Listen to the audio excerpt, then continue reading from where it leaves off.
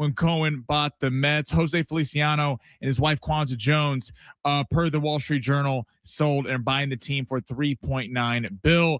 Padres going to be up in Anaheim taking on the Angels for a 3-game set. Swept the Mariners last night, and then in the NBA play-in tournament, we got a couple games tonight. We got the Orlando Magic taking on the Charlotte Hornets. Hornets 3.5-point road favorites in that game, and the Warriors taking on the Suns in Phoenix. Dylan Brooks chirping the Warriors, saying they wanted them. Phoenix 3.5-point favorite in that one. This has been sponsored by the San Diego International Airport.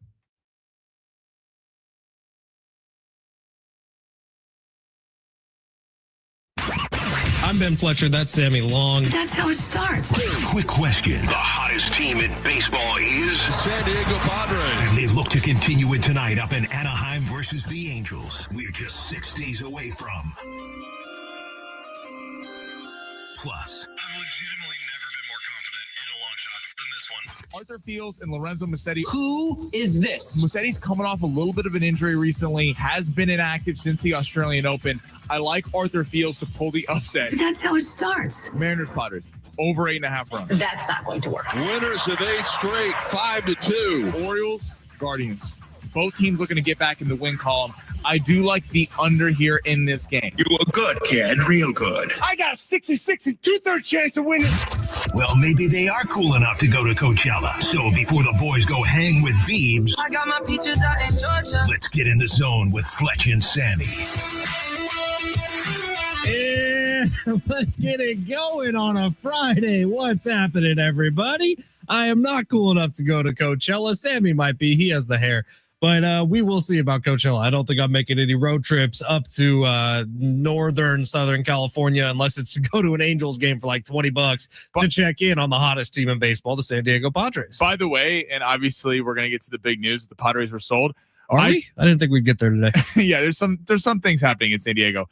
My long shots last night, Messick had a no through 8, called the under there. Arthur Fields pulled the upset in straight sets over Lorenzo Musetti, and those damn Padres couldn't score one more run to hit the trilogy right there. So maybe we'll get there. I'm defending myself. Long shots. Yeah, it's never Sammy's fault. It's always the other people's fault. But man, there it is. Look, if it's your first time joining the show, my name is Ben Fletcher. That's Sammy Long, and we do this every day from noon to 2, and we will continue to do so long into our 80s, I would imagine. Advances in modern medicine, we might be able to get into the triple digits.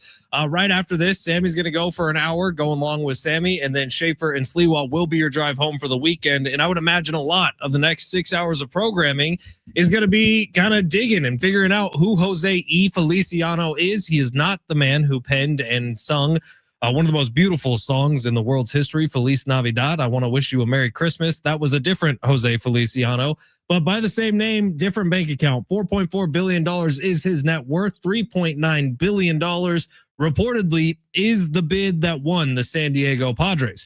So Jose Feliciano expected to be announced next week as the Padres' new owner. This will now enter into probably a couple months of approval from Major League Baseball owners. They need to get at least 70 to 75%, I believe, is the number for all the owners to approve Jose E. Feliciano as the Padres' new owner. But reported out of Jared Diamond from the Wall Street Journal, how many people signed up for a Wall Street Journal account today? I know I did, and it was to read this article. And a lot of interesting things have come out. So sounds like at least 2 of the 3 who did not win the Padres bid, and maybe it was all 3, bid at least $3.5 billion to purchase the San Diego Padres. 3.9 from Jose E. Feliciano ends up being the winning bid. Now, throughout this whole process, I think we've learned a lot about Tom Gorse. We've learned a lot about Dan Friedkin and his fleet of old wartime. And both those guys had way more money than him as a net worth that he drives. Yeah, they did. Dan Friedkin was up over 10 bill. I think so was Tom Ford's. What was his name? Gores. And then Joe Lacob, the owner of the Golden State Warriors. But Jose Feliciano puts in the winning bid along with his wife, Kwanzaa Jones. And now we've seen pictures of them, and now we've gotten to know Jose Feliciano a little bit better over the course of the day and started to dig into his past. And man, I do think this is a good day for the San Diego Padres and the San Diego Padres fan base. This is a man, do you remember when we talked to Darren Smith a couple months ago about Jose E. Feliciano? And he said, look, Chelsea was in a bad spot. when Feliciano came in and kind of started taking things over. And since then, Chelsea has been on a bit of a rise. Padres are in a pretty good spot right now. You look at the fan base, you look at the TV numbers, you look at the amount of people who are at Petco Park every night, and you look at 8 straight wins. They're in a pretty good spot right now. The biggest question for Jose Feliciano is, can he come in here and continue what has been probably the best era of Padres baseball in forever? I know there were some World Series appearances, but they've never been this consistently good. So I know we can get bogged down in the day-to-day, getting upset at Fernando Tatis Jr. not hitting home runs, getting upset at the lack of slug. But overall, these last 4 or 5 years for the Padres have been about as good as it's ever been for the Padres. Can Feliciano come in and not only continue the positive trends, but continue the spend that Peter Seidler started and add to this team that you feel like is on the right path? Yeah. Well, it's been off for a couple of years. Peter, to continuing from Peter, yes, this is why it's such a big deal. I think the Padres, Peter put them in a position to be perennial contenders. I wouldn't say John Seidler has done that the last couple of years. The team has had a lot of talent with it, so it's brought playoff berths, consistently competing. Those back-to-back 90-win seasons for the first time in Padres history. It was fantastic, but what did John Seidler do to put the team in a better spot? He's living off what Peter all did. So it's big that we're seeing the Padres on a heater, 8-game win streak. They look like contenders this year, and now you get someone in there who we don't know a lot about. I mean, it's, Chelsea spent a bunch of money. I believe they spent like $1.3 billion since he's been there, something like that. Now Chelsea has kind of been up and down. I know like Pulisic played there for the American team, and they've at least been trying to put a winning team on the field. So I think it can really only go up. Like, I'm excited about Feliciano. I'm excited about his wife being a part of it because they clearly outbid everyone at $3.9 billion. Friedkin, Gores, all these guys had more money outside of Lakeup in terms of more of a net worth. So he obviously saw something in the Padres that he wanted to buy. And I think what the team is showing you right now is that they are talented enough to make the playoffs. They're talented enough to be a threat. I wouldn't say they're a favorite right now, but the way you're looking at him coming in here, could you go add a piece? We keep talking about Lucas Giolito. Could you go add something because you want to make your mark on the team? I think it's a big day for the Padres, big day for the city, and it's cool that he's spent this much money to. If you're going to spend this much money on a baseball team, you obviously care about putting a good product on the field, because otherwise you would not spend $3.9 billion on a franchise with a league that's probably going into a lockout next year. Right. It is crazy because I think sometimes we get so bogged down with, we saw the Lakers sell for $10 billion. We see NFL teams, like, it feels like it's a minimum $6 billion going up to $7-8 billion. Like, this is unheard of in the world of baseball. I know sometimes you see 3.9 and you're like thinking about the other sports. Well, think about just baseball. Steve Cohen literally set the mark at 2.4, and he did that in 2020. So 6 years later, the Padres are worth $1.5 billion more than the New York Mets. The New York Mets playing in media market numero uno. So that's just where Padres have gone. And I guess the Padres fan base, the Seidler family, should be giving you the biggest thank you ever. And I would say, like, this really, it was what the Seidler family along with the Fowler family bought the Padres for $800 million in 2012. And then some point along the way, Peter Seidler bought out Ron Fowler and took sole ownership and became the sole chairperson of the San Diego Padres. And since then, it's just been about getting as many people into Petco Park as possible. And since then, that's exactly what they've had at Petco Park. So this is a congratulations to the Padres fan. You have built a $3.9 billion franchise from an $800 million franchise just 14 years ago at this point. Well, and credit to John Seidler we've given John Seidler a lot of grief because he hasn't done a lot. And certainly when you compare him to his, brother Peter, like, it is not even close in terms of Peter Seidler, one of the greatest, if not the greatest owner the city's ever seen. But credit to John Seidler for, he got this dumped in his lap. He wasn't necessarily, to be fair to him, he wasn't asking to run the Padres day to day. And for kind of realizing that and realize how much the team means to the city, and to kind of get out underneath it and sell it to somebody who hopefully has that vision that Peter had. Is John Seiler deserves a little bit of credit today for kind of realizing that and getting off the Padres. Now, something kind of cool about Jose E. Feliciano that we've learned over the last 24 hours, or really like 6 hours since this news broke, is when you do a little bit of digging, you find out mostly he is a self-made billionaire, which there's not many of those. Most of them are inheriting wealth from previous generations. And while I'm sure there was a little bit of that, Jose E. Feliciano generally made his money because he's a hard worker. And I'm excited to see what he does for the Padres. He's currently a co-founder and managing partner of Clear Lake Capital. He currently owns a portion of Chelsea FC and is a controlling owner with Chelsea FC. So this is good news, I think, for the Padres. Now, right, no one really knows. This is what's funny. This is a crapshoot, man. Actions speak louder than words, and you're just hoping, Padres fans, that John Seidler didn't roll a 7 here. You know what I mean? Right. You're hoping that this isn't a situation where he comes in and is treating this like a business. You're hoping he's coming in understanding that he may need to lose money on the Padres for a couple years here. May need to work his ass off to be able to get a TV deal eventually for the Padres, because that's how they're actually going to make some money. So this is going to be a pretty long and arduous process, especially with the lockout impending next year. Like Jose Feliciano, I hope that he is spending this money understanding that you're going to have to add to this team, hopefully add to this team before any sanctions come in from whatever the next CBA agreement is. It may not be able to add that much more. And B, you might need to be ready to take a loss for a couple of years here. Like the Seidler family had to take out loans because of how this was going. Well, it is a bummer that they didn't sell in the offseason, because last offseason might have been the last offseason we'll ever have of no salary cap. Just free reign. Go nuts. Right. Like, there's a reason why the Dodgers signed Diaz and Tucker to these deals, because even if the salary cap gets put in place, they're not going to make them redo the deals. They're not going to make them rip up Ohtani's contract. Like that's not just not going to happen. So, but there's obviously some, there's a limited amount of moves you can make right now, but it's a good day for the city. It's a good day for the city.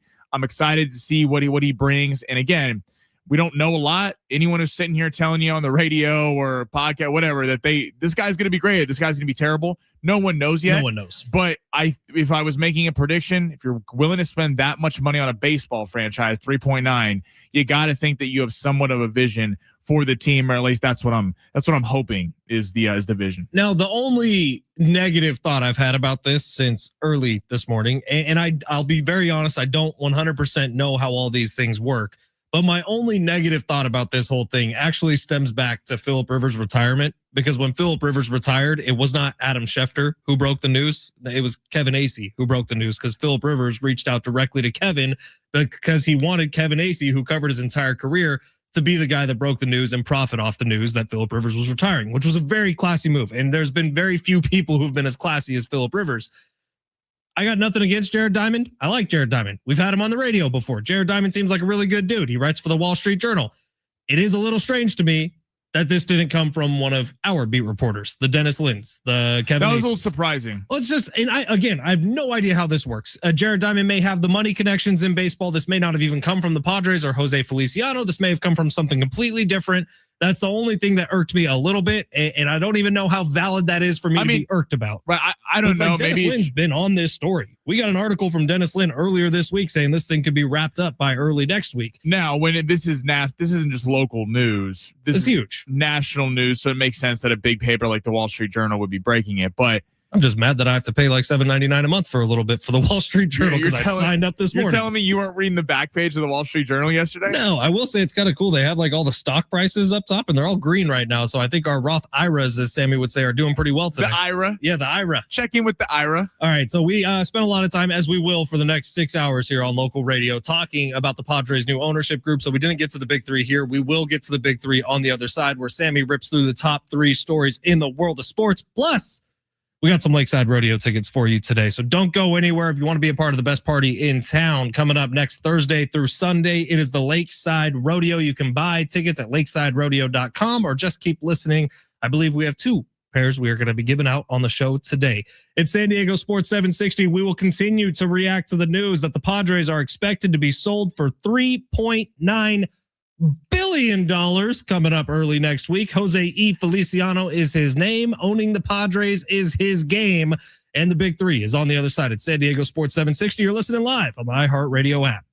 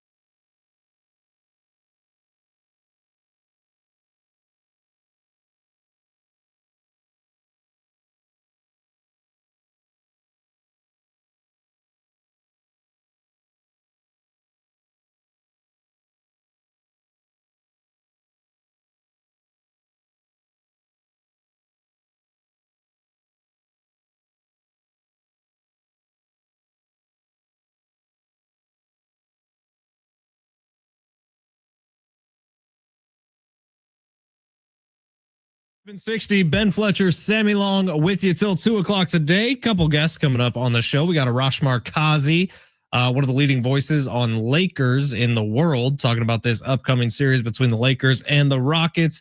And then, of course, it's a Friday. Look, say what you will about Steve Hartman. Nobody knows the history of the San Diego Padres as good as Steve Hartman knows the history. Oh, I can't wait to talk to Steve. Of the San Diego Padres. He can tell you all about the ownership groups that have been through here, going all the way back to Ray Kroc, coming into what is now today, reportedly, Jose E. Feliciano, as well as his wife, Kwanzaa Jones, who have reportedly purchased the Padres for $3.9 billion. And I got to say, man, the Seidler family should be tipping their caps to the Padres fans because this thing is not worth that without you.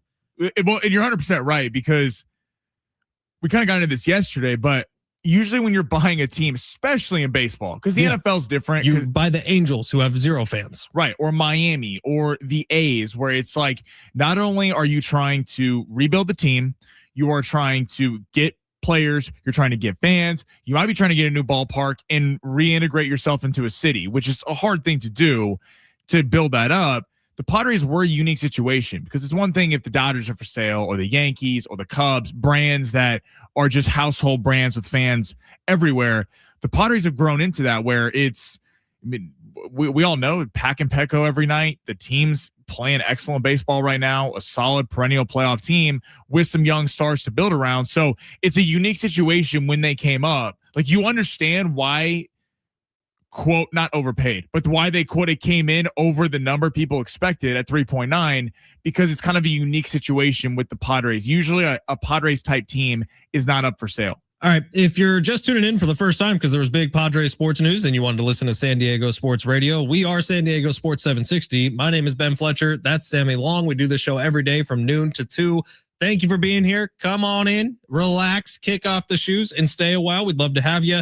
Text line is open, 70470. Start your message with the word team, and then we'll get to the big three. 949 says, I don't know a single thing about the sale. Hopefully new ownership can spend big. That's the thing, 949. Nobody knows.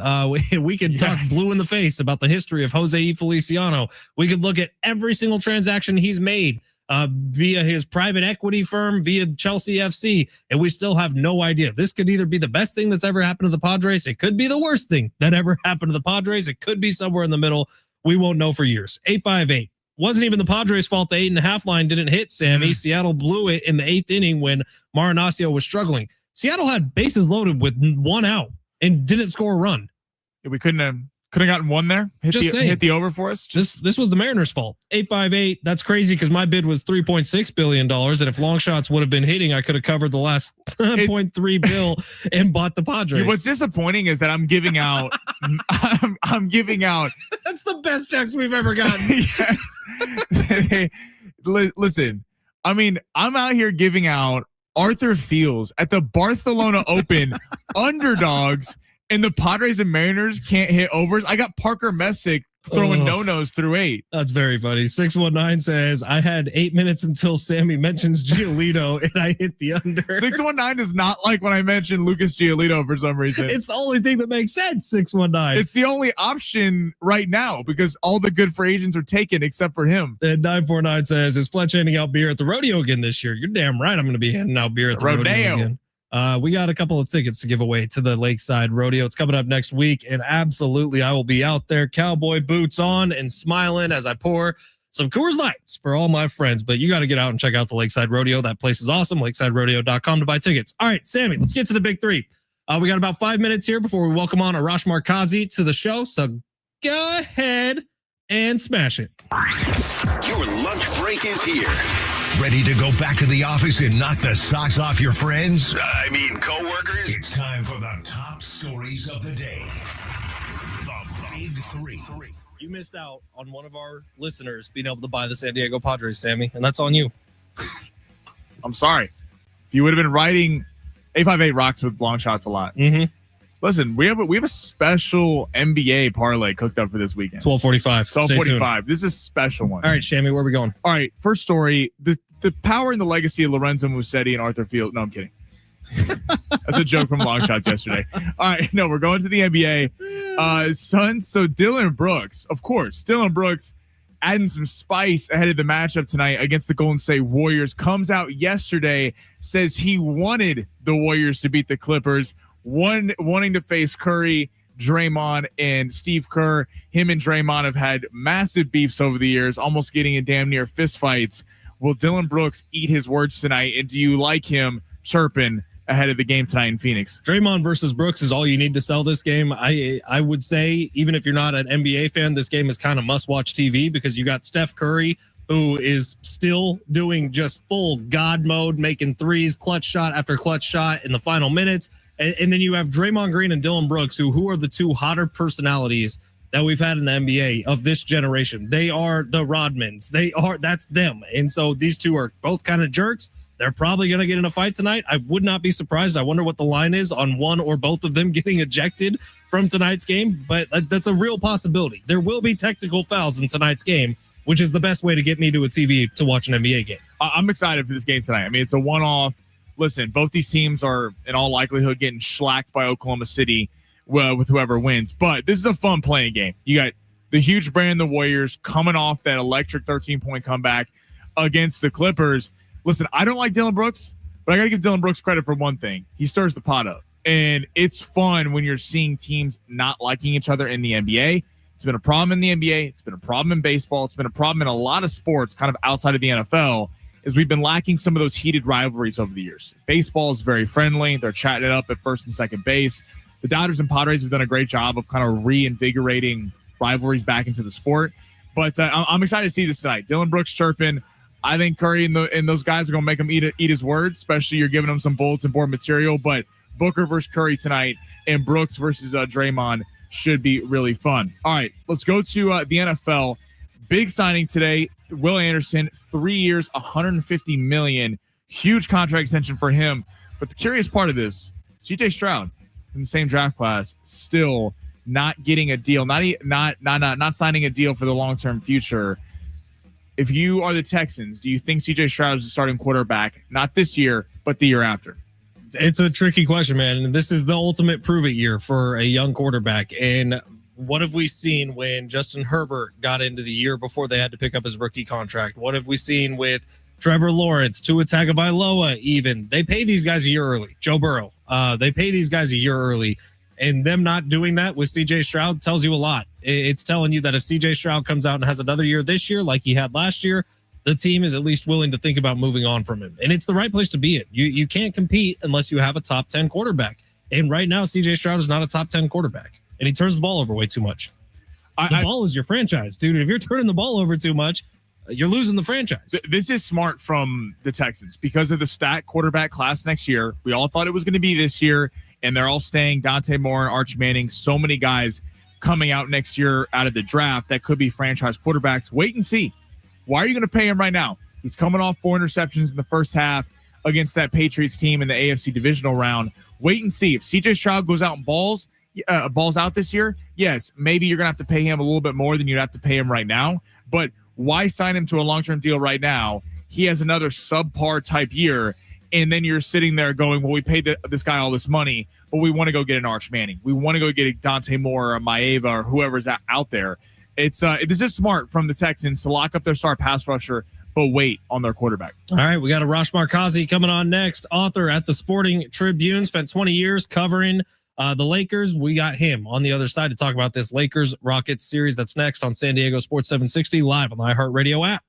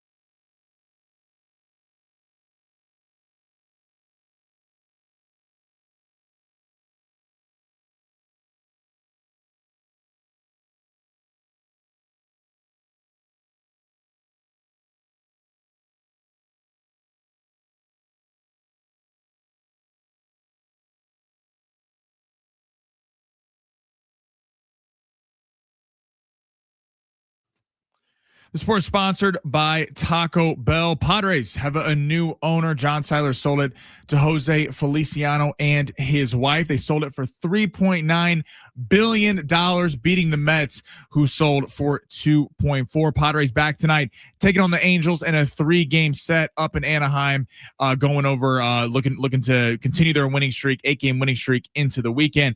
In the NBA, we got a couple playing games tonight. Hornets on the road taking on the Magic. Charlotte and LaMelo Ball, 3.5-point favorites in that one. And the Warriors on the road taking on the Suns. Phoenix open as a 3.5-point favorite. The number is coming down as we speak. Now only a 2.5-point favorite. The support has been sponsored by Taco Bell.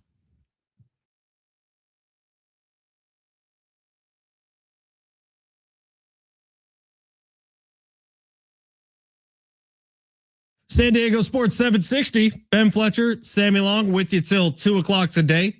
Sammy's going to keep it rolling then for an hour with Going Long with Sammy. And then Schaefer and Sliwa, our brand new afternoon drive show. John Schaefer, Alan Sliwa will take this thing home. One of the best voices in the country on the Los Angeles Lakers, Arash Markazi, author at the Sporting Tribune, joining us right now. Arash, it's been a while, man. How are you? I'm good. Thanks so much for having me. Yeah, we used to have you on all the time back when Judson and Costa were here. Things change in radio about as quick as anything. And Rosh, you know that just as well as anybody. But it's a pleasure to have you back on San Diego Sports 760. And we're looking forward to this Lakers-Rockets series, man. What do you think? The Lakers stand a chance here, or is this quick work by the Rockets? Yeah, I mean, they have a chance. I think the issue here for the Lakers, and this was a great matchup for them when they were healthy. I mean, they beat the Rockets back-to-back during, that month of March when they were so hot. The issue with Luka being out and with Reeves being out, and again, we really don't have a timeline. I think a lot of people are speculating, maybe if this goes 6 or 7, but we really don't know. And then when they do come back, what percentage are they going to be at? Because no matter what, they are going to be back quicker than they should be. So, I got the Rockets in 6, unfortunately. And again, this has been a great season for the Lakers, but I just don't see how they are going to be able to match up without Luka, without Reeves. And again, if they do get Luka back for game 5 or 6, I don't know if he's going to be the same player he was before he got hurt. So you kind of touched on it there, but is Luka and Reeves returning? Are they going to rush this thing along if the series is going later, or is this they're just going with what the doctors say? And if the Lakers happen to get to the first round, then great.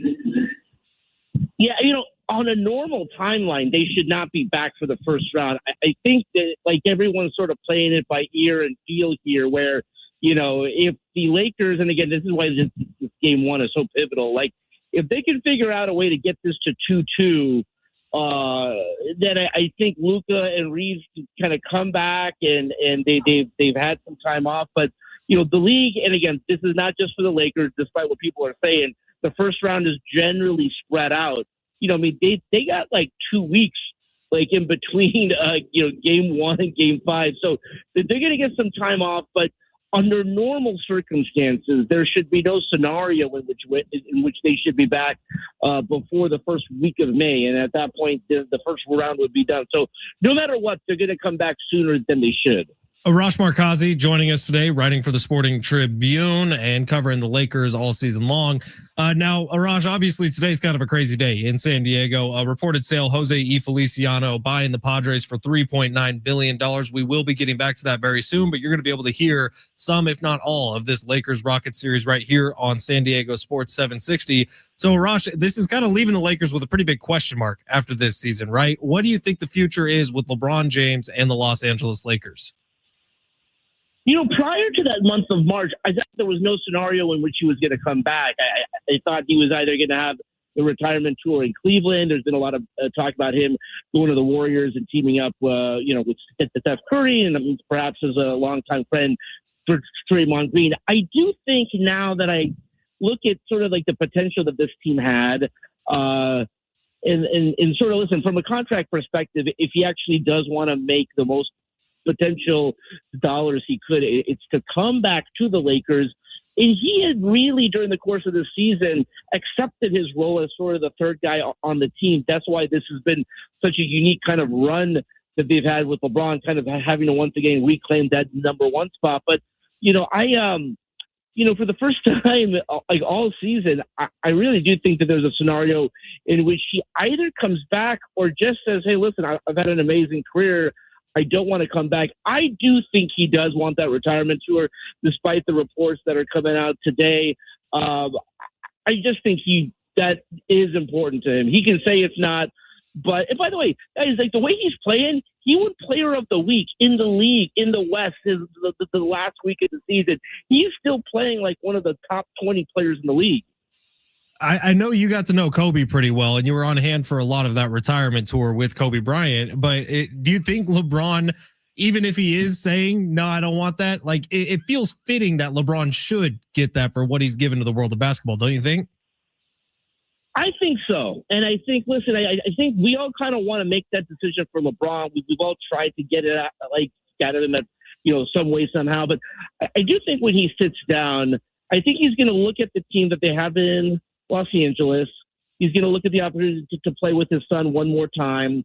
Apparently, Bryce is going to go into the draft. I don't know if the Lakers would go so far as to draft his other son, but I do think it really comes down to also the way he's playing.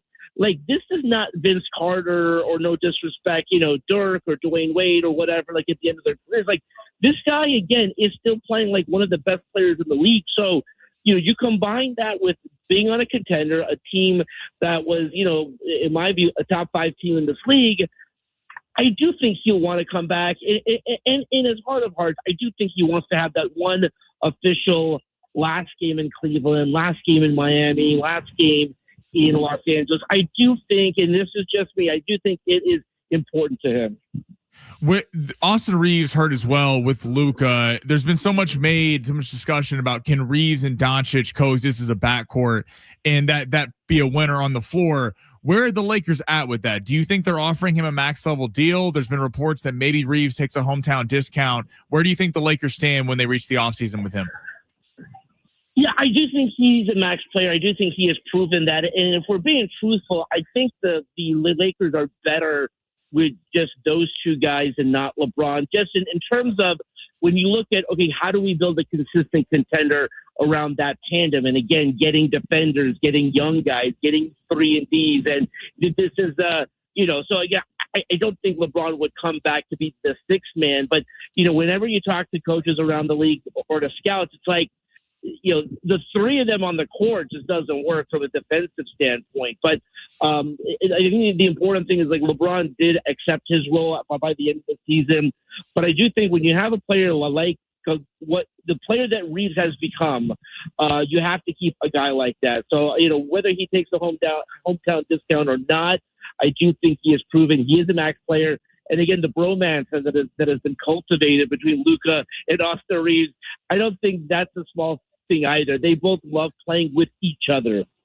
Arash, you've been covering sports in Southern California for 20 plus years. You're one of the smartest guys I've ever gotten the chance to talk to with on the radio and in person. Would you ever imagine in your 20 years covering sports in Southern California that the San Diego Padres would set the mark by $1.4 billion extra as the highest ever sold baseball franchise? No, and what a great moment it is for San Diego. Again, I've told people this, and I don't mind saying it as someone from Los Angeles.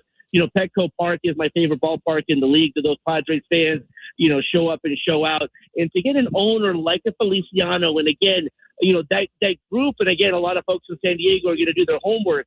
That is big money. When you got that group behind them, and they bought Chelsea, and again, Todd Bowley's not a part of this deal, but Todd Bowley is a part of that group, and he is a co-owner of Chelsea.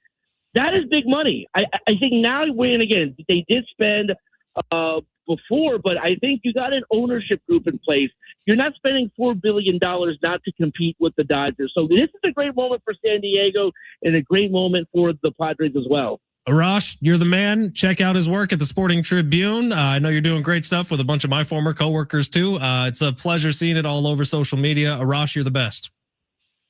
I appreciate you guys. Thank you so much. Arash Markazi joining us there. We said we wanted him earlier in the week. We got him later in the week. Love it having Arash on. and getting to chat with an old buddy. All right. The news of the day is the Padres, man. $3.9 billion is just kind of outrageous to me.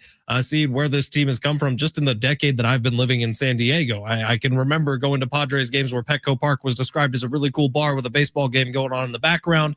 If you've watched any of the last couple of weeks or the last couple of years of Padres baseball, it has transformed into so much more than that. And Jose Feliciano, as well as his wife, jumping on board as the new owners of the San Diego Padres, reportedly for $3.9 billion, expected to be announced early next week. I do think this is a really good day for San Diego. I think so too. But you do get nervous and the thought starts to crawl in the back of your head. We don't know officially if it's a good day, probably for a couple of years, if we're being completely honest. Right. No one will know for years on end. You're right about that. This is why I'm not too worried about it, because that dollar bills, y'all. Well, yeah, but just because Peter and John were not the same person, like just because they shared the same last name, they did not share the same vision for the franchise. And as far as Major League Baseball owners go, the Seidler family was not rich. Like, they were not rich. It's very important that we remember that. They spent like rich people. They weren't rich as far as that group. Peter spent like rich people. Correct. John did not. So I think, it probably would have been irresponsible for him to, if we're being honest. And again, we said this earlier, I credit John Seidler for, if he got this dropped in his lap, he was never trying to run the San Diego Padres and own it. So credit to him for recognizing that and then selling the team to someone who is interested. So even if it's status, I don't know if it can get much worse in the terms of what John Seiler's done the last couple of years. John Seiler has not really spent any big money. He's been working on the margins with, shout out to AJ Preller for finding Walker Buehlers and finding Herman Marquez's and these kind of fringe guys who have been working out for the Pods. But it's not like he's been working with a blank check. I mean, you figure that it can only really go up from what John Seiler has been putting out there, not Peter. Yeah, it is kind of crazy to think about the fact that, like, I understand what you're saying, and what you're saying is correct, but they're still carrying a top 5 budget in baseball. And like, that is doing something. So you got to give the Seidlers a little more credit. Who knows? No, I'm giving Peter credit for spending. I'm talking about John. And really, he was locked into these contracts already. And I get all that. But now you're into a different echelon, right? You just heard Arash Markazi say there's serious money behind this group. I know the Forbes evaluation says $4.4 billion. The hope is he comes in and spends like it. So we'll see. Again, years before we can make any sort of letter grade on this thing. But today, I hope all of San Diego is feeling like an A+, because that's what you should. Because San Diego is what got this team to become worth $3.9 billion, not just another jersey, another logo. Like, no, it was the fan base that got them to this. All right, it's San Diego Sports 760. Redemption on the horizon. We got Lakeside Rodeo tickets coming up next, as well as long shots. Can we take a 2 for 3 and make it a 3 for 3 for the weekend? That's all we're asking for. It's San Diego Sports 760. You're listening live on the iHeartRadio app.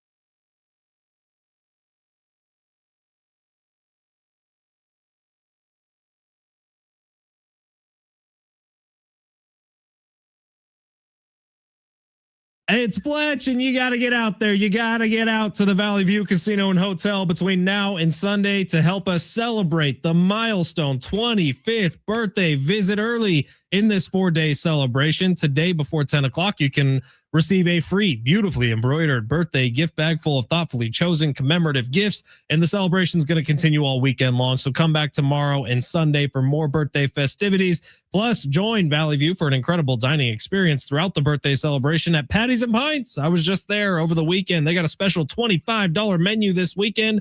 Enjoy a premium entree with a soft drink or coffee, all for just $25 now through Sunday. You don't want to miss this milestone 25th birthday celebration all weekend long at Valley View Casino and Hotel. And while you're there, make sure you are earning the rewards. Be sure to be using your Players Club card if you're not a member yet. Signing up is always quick, easy, and free. Plus, when you join the Players Club, you're going to get over $200 in free offers to use at San Diego's favorite casino. You got a lot coming up here. The 25th birthday celebration is going on all weekend long, so make sure you get up to Valley View Casino and Hotel. To learn more, visit valleyviewcasino.com. All guests 21 and over are invited to enjoy the casino, hotel, and restaurants.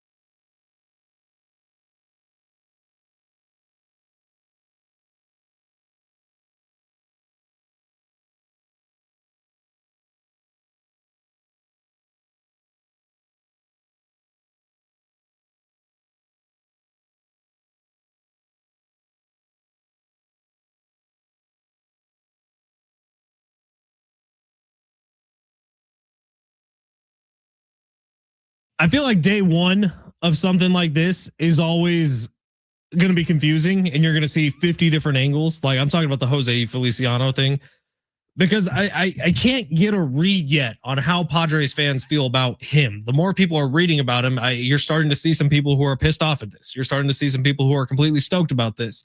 I do think there's an important distinction between what this is and the group that owns soccer teams, plural, overseas. Jose Feliciano is a part of Clear Lake Capital. Clear Lake Capital is not being mentioned so far in the Wall Street Journal, in Dennis Lynn's articles, in Kevin Acey's article. Clear Lake Capital is only being mentioned as a thing that Jose Feliciano is a part of. So far, it's been Jose Feliciano and his wife, Kwanzaa Jones, are buying the Padres, not Clear Lake Capital. And so I think people are getting a little ticked off that it's some big conglomerate that owns a bunch of sports teams that are coming in and just buying the Padres to run it as a sports team. I do think that there's an important distinction there. And again, this is years down the line. We're going to know whether this is a success or whether this is a disaster. I do think so far today, at least me personally, I've been very vocal that Dan Friedkin was my number one choice. I do think that if it's true that this is Jose Feliciano and his wife, Kwanzaa Jones, coming in to buy the Padres, that is a positive thing for the Padres. I can understand why people are getting a little ticked off that it might just be some big private equity group that's coming in to run this thing from afar. I hope that's not what this is. So I understand all the opinions out there. I hope that I am being correct right now and that this is a positive thing. But again, we won't know.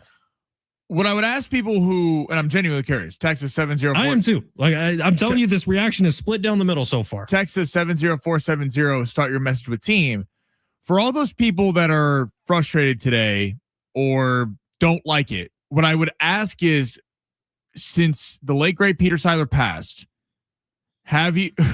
What up, fire alarm? There is a fire alarm going off right now, but we're still locked in. Or was this scheduled? It was scheduled. Okay, not in danger.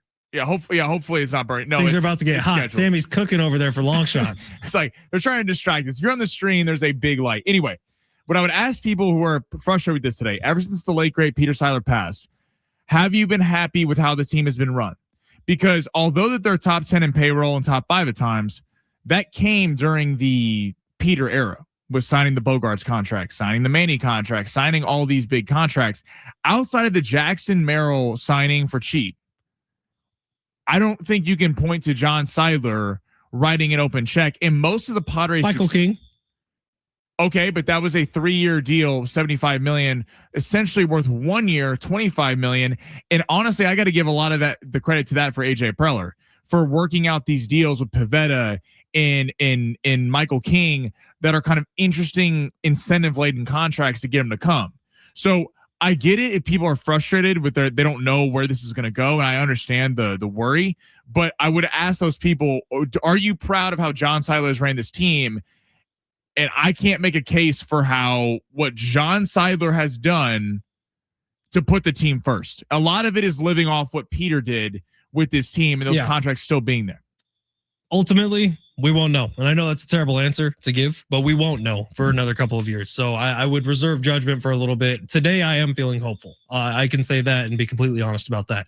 All right, let's get to long shots. The only way we get to have $4.4 billion in the bank is if we start winning. One bet at a time. One bet at a time. That's exactly right. So or go trade ahead, at a time. Sammy, smash.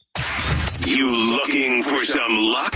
Want to win big? Gotta play big. You are so money and you don't even know it. Time to take a chance Pay that man his money. with long shots. We got another 5 hours of this, by the way, so strap in. We are live and local till 6 o'clock tonight. I'm sure Schaefer and Sliwa have tons of thoughts, probably 3 hours worth of thoughts on this. Sammy's going to continue this party starting at 2 o'clock. So if you want to text, let's keep this thing rolling. 70470. Start your message with team. Padres reportedly sold for $3.9 billion. That is the headline of the day. All right, Sammy, how are we making $3.9 billion? We got a lot of good NBA lines for the first Here game. we go. We have some juicy lines that people are not taking advantage of. By the way, shout out to our very own Rich McGuire saying picking Arthur Fields yesterday was a huge win for Sammy. Yeah, it's Thank part of you, a Rich. parlay, so it didn't matter. Well, I blame the Mariners for not scoring enough runs because when I call a no-no and I call Arthur Fields massive tennis upset picks, You called the no-no? I could feel it in my bones. All right, where are we going? All right, we're going to the play-in tonight. Okay. I called a no-no. No, I called Fernando Tatis Jr. hitting a home run in his second at-bat. You That know what didn't happened? happen. Oh, you hit an RBI single in a second at-bat. So Is pretty that close. a home run? Pretty close. Okay.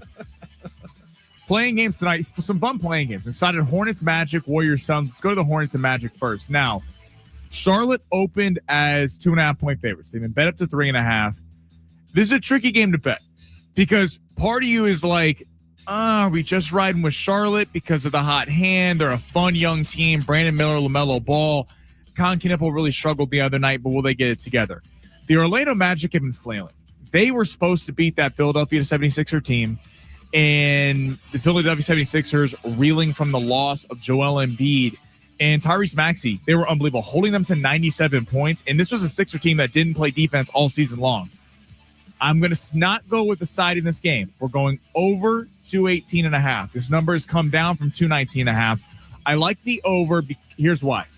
Banchero needs this game because people are going to have major question marks about the Orlando Magic if they don't win this game. There could be big changes if they don't even make the playoffs. Banchero expect a rebound. They were not moving the ball very well against the Sixers. I don't know that Charlotte does not play the level of defense that the Sixers, although hadn't played most of the year, have a lot of veteran guys on that team who were able to shut them down. And I think on the Hornets side of things, Con Knipple getting his first game under his belt will be better in his second game. LaMelo was unreal. Their offense is fantastic. Kobe White, there's too many threats there at the guard spot for them to deal with. I think this is going to be a higher scoring game than people give them credit for. Over 218.5. All right, we're going to the night game. Phoenix open as a 3.5-point favorite, then bet down to 2.5. Give me Golden State. Give us money line. But if you want to take the points, that's a smart way to go. I think Golden State's winning this game. You got Dylan Brooks chirping them, talking about we wanted them. I don't know why he's opening his mouth when Danny Advia literally dog walked them up and down the court the other night. I mean, Danny Advia and for the Portland Trailblazers looked lifeless in the second half, completely come back to win. And here is the big advantage for the Warriors. Look, Draymond was just live on ESPN. There's a chance there's some quotes coming out from Draymond as well. There may be bulletin board material going the other way. Draymond is going to be that elite defender that we know, a motivated Draymond, a motivated Steph, and Kristaps Porzingis. Mark Williams will not be able to guard Porzingis. Porzingis is questionable tonight, but he's playing. This is due to ankle soreness. He's going to play tonight. I like the Warriors straight up. Take them with the points if you want, plus 2.5. I like them on the money line. I think they get it done. All right, we go to tomorrow. We got one more pick. There's some juicy lines. We're going to go to Hawks and Knicks. Give me the Hawks plus 5.5. We're going with road teams. Here's why. Where I think the Knicks end up winning the series, the Knicks are playing tight right now. The Knicks have about the most pressure of anyone in the playoff field, considering this was supposed to be their year. Halliburton got hurt, who took them down last year. The Celtics weren't expecting to have Tatum back, even though they do now.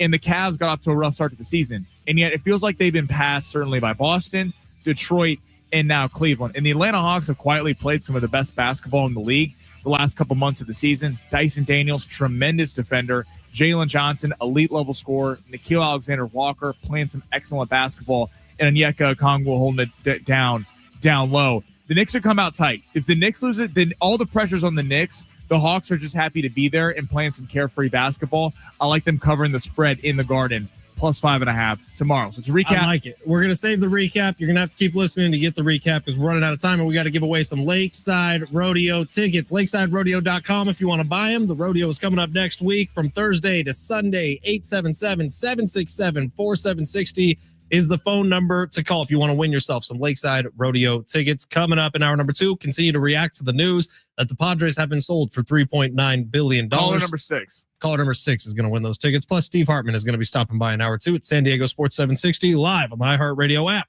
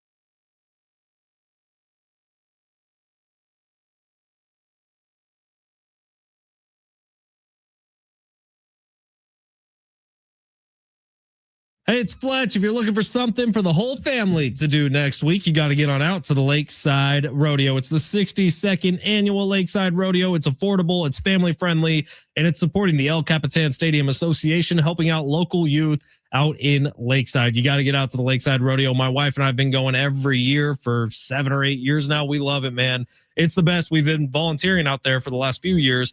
You got to get out there too. If you've never been to a rodeo before, forget what you think you know and just head out there and have a good time. Listen to awesome music, see some incredible bull riding, steer wrestling, rodeo queens, and there's tons of kids activations as well, like the kids stick horse races, which are hilarious and awesome and adorable. And if you want to get your kiddos involved, just get your kiddos involved. They would have a great time. I promise you that. Grab your tickets now at lakesiderodeo.com. That's lakesiderodeo.com. We'll have more tickets to give away in hour number 2, but you got to get on out there and check out the 62nd annual Lakeside Rodeo. Affordable, fun for the whole family.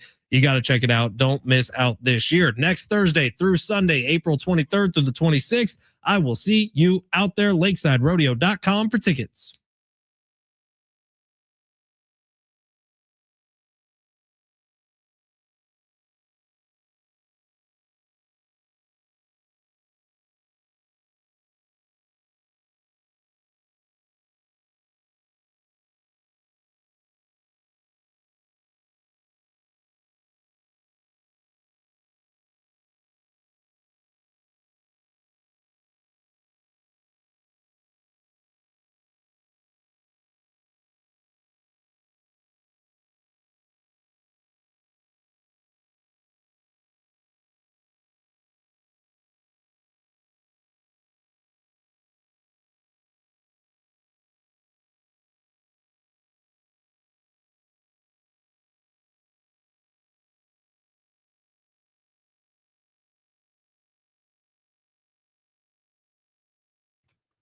Sports sponsored by Unbound.org. Padres being sold to Jose Feliciano and his wife for $3.9 billion. They'll be coming over. They own part of Chelsea, the English Premier League out in England. That'll be coming soon. And then we got the Padres taking on the Angels in a 3-game set up in Anaheim this weekend, riding that 8-game win streak into it. In the NHL, we got our playoff bracket is set. The LA Kings will be taking on the top seed Colorado Avalanche, and the Anaheim Ducks will be taking on the Edmonton Oilers. We also got the Lake Show tomorrow night live in LA at Crypto, taking on the Houston Rockets. That game will be at 5:30. Right now, there are young people across the world facing a tough choice: continue their dream of education or drop out to help their family put food on the table. You can help change their future in a single moment. See how far your support can go at Unbound.org.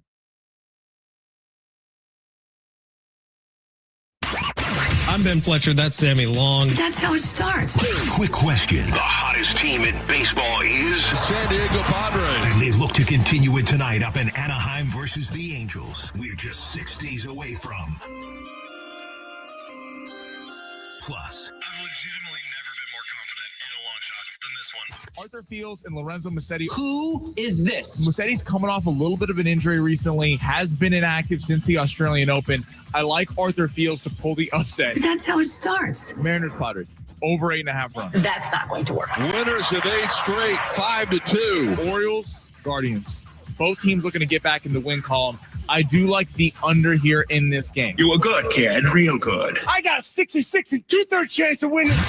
well, maybe they are cool enough to go to Coachella. So before the boys go hang with Biebs, I got my peaches out in Georgia. let's get in the zone with Fletch and Sammy. Nah, I'm not going to watch a YouTube show followed by a guy singing over the top of it. You can Hey, don't miss rip me on Biebs, that. dude. My wife is in love with Justin Bieber, man. She would love to go see him, but no, not me. Not happening. You're not a big Bieber guy? Nah, his song Baby, Baby, Baby, was pretty good. But You mean from when he was like 14? yeah, it's a good song. It's a jam. You're back to the Usher days? It's a jam. All right, we are going to start this hour a little bit differently. Of course, the next 6 hours are going to be dedicated to Jose Feliciano, who reportedly has come in and purchased the Padres along with his wife, Kwanzaa Jones, for $3.9 billion, smashing the record. Those are the headline. We will talk about it all day here on 760. But we really, in the first hour, didn't talk a lick about what happened last night during the Padres game. They are continuing this pretty incredible win streak. They're up to 8 straight, 10 straight on the horizon, potentially, if they can take care of business in Anaheim for a couple of days. I don't think they've had 10 straight wins, and I could be wrong on this, since 2021. So we're talking about, I don't know, the Oakland Athletics, the Moneyball Oakland Athletics might be in the future for the San Diego Padres. What would they need to get to? Was that a 21 straight win streak? Let me look that up. The 'cause I don't wanna Moneyball say A's? one It was 21 or 23. I'm fairly confident in that. But what would it be? Who's the Scott Hatteberg Yeah, exactly. Moneyball win streak? It's got to be Ramon Laureano, right? He's playing the best ball for the Padres. But the Padres, once again, yesterday, do enough to win, man. 20 5-2. consecutive wins. 20 consecutive. So they got to get to 21. They need a blackjack here. They can do it. What, Angels coming up next? That's 3, right? Even though Mike Trout's playing amazing. Yeah, I'm baseball gonna right say now. the Angels are surprisingly like not bad this year. No, Mike Trout just became the first player in MLB history to hit 4 home runs or go 4 straight days with a home run at Yankee Stadium who wasn't a Yankee. Incredibly impressive. All right, but Mason Miller is doing things that we just don't see. And he was doing it again last night. The corn entrance was awesome. I saw he got some corn swag from the band waiting at his locker yesterday. But Mason Miller has struck out 20 of his last 23 batters. Let me say that again. Mason Miller has struck out 20 of the last 23 people he's faced. You know the last guy to get a hit off of Mason Miller? Be Luis Ariz, former Padre. He got a hit in the Giants series against him. I think that's the only hit he's given up this year. Sucks. Trade him. Do you know the last person to hit a home run off of Mason Miller's slider? I saw this one on social media last night. Oh, This was when he was an A. And When he this was person is currently on the San Diego Padres. Laureano. Jackson Farrell Merrill, in his rookie season, hit a home run off of Mason Miller's slider. I saw that one on social media last night. I have not fact checked it, but it's a cool stat, so I'm going to throw it out there. Hey, that's great. Let's just not fact check. I saw it on social media. I'll credit the account if I can go find it. But Jackson Merrill was the last person to hit a home run off of Mason Miller's slider. He's just doing unworldly things right now. Like the Cy Young conversation is legitimate, at least on April 17th, about Mason Miller. And that's kind of a crazy thing to have in the bullpen of the San Diego Padres. But the dude is as unhittable as you could possibly be right now. Well, and the combination of the high fastball and the slider that just falls off the face of the earth, I don't know what you do with that.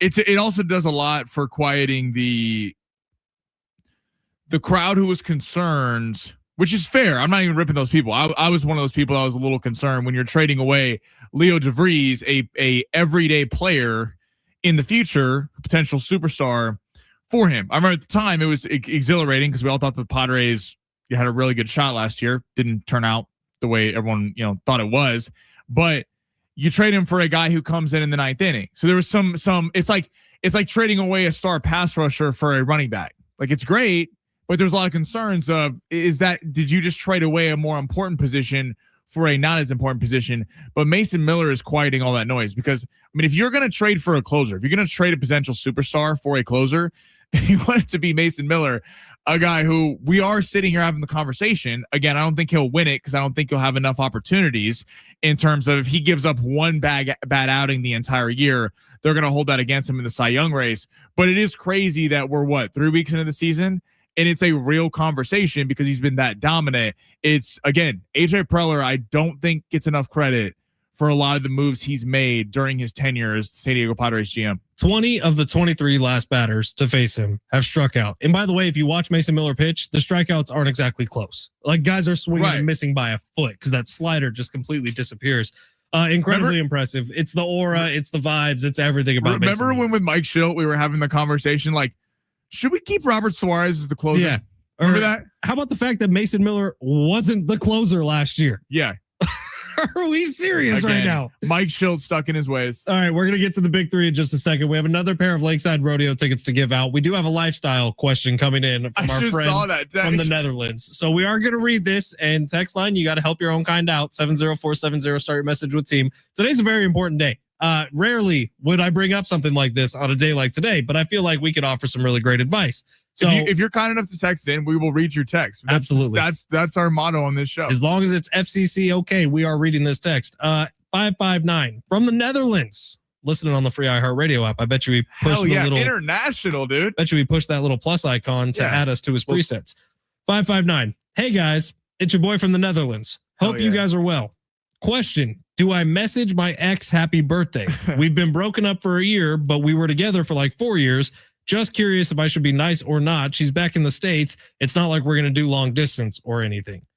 559. Allow me to throw this out there.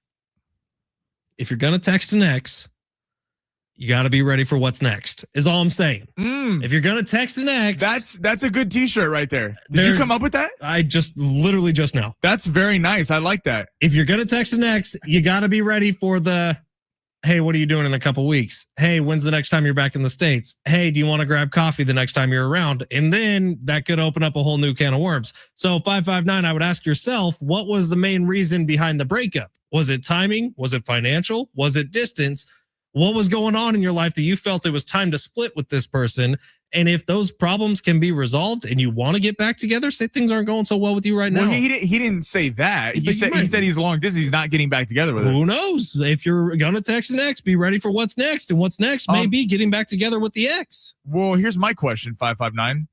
Is she hot? Oh, Lord have mercy. That's the right question to ask. No. Do you love her? Did she? No. Do you want to make babies? Did she text you on your birthday? That's a good question. My questions were better, but that's a good question. Because it's your prerogative, but you're a nice guy, seem cordial. I don't think you have to go out of your way to text her happy birthday. If you want to text her happy birthday, feel free. But if she didn't feel the decency to text you on your birthday, let her go. Bye. 559. Also, you're in the Netherlands. I'm pretty sure all that's in the Netherlands is hot chicks. Just go find you a new one. Well, and I also does he have to pay to send these text messages out? It's a good question. I mean, text us. Are you paying like 10 cents for every text you text to the show? Yeah, you're a legend if you're texting us despite paying your phone bill. But if you're wasting money texting her, unless you want to, I don't want to dissuade you, unless you want to. But it sounds like you have some reservations. You're just doing it because you want to be nice. I don't think you need to do that. Here's what I'm going to say. 559 next week, when we're not having breaking news about the Padres getting a new owner, I want you to call into the show and we're going to have a bigger conversation about this. We're going to need to unpeel some layers like an onion. Send us a talk back. Send us a talk back on the free iHeartRadio app. But we're going to need a little more information. Unfortunately, today is not the best day for this because the Padres just sold for $3.9 billion. People are like, oh, I want to hear about the Padres. Guess what? We got some life advice. If you're going to text next, be ready for what's next. Sammy, let's get to the big three here of hour number 2. Go ahead, smash. Your lunch break is here. Ready to go back to the office and knock the socks off your friends? I mean, coworkers. It's time for the top stories of the day. The Big Three. Quick. Where are we going? I'm impressed with your t-shirt. Thank you. What NBA playoff series are you most looking forward to as it gets going tomorrow? I mean, Lakers, Rockets for the storylines. I want to see if LeBron can pull a trick out of the hat, if he can really turn back time, because that's what it's going to take for it to be a competitive series. So I think my answer is going to be Laker Rockets, but I'm really excited for this Warriors game tonight. I'm going to be completely honest. I'm very excited. This is the first time in a long time I've genuinely been like appointment set watching for the NBA, like really since last year's postseason.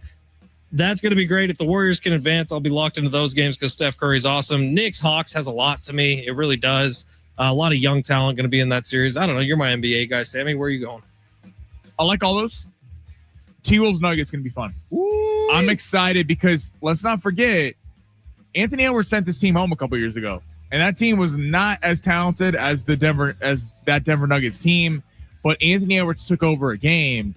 And I think we've kind of been assuming that the Denver Nuggets, they've had a year of not being healthy. Cam Johnson hasn't always been there. Aaron Gordon hasn't always been there.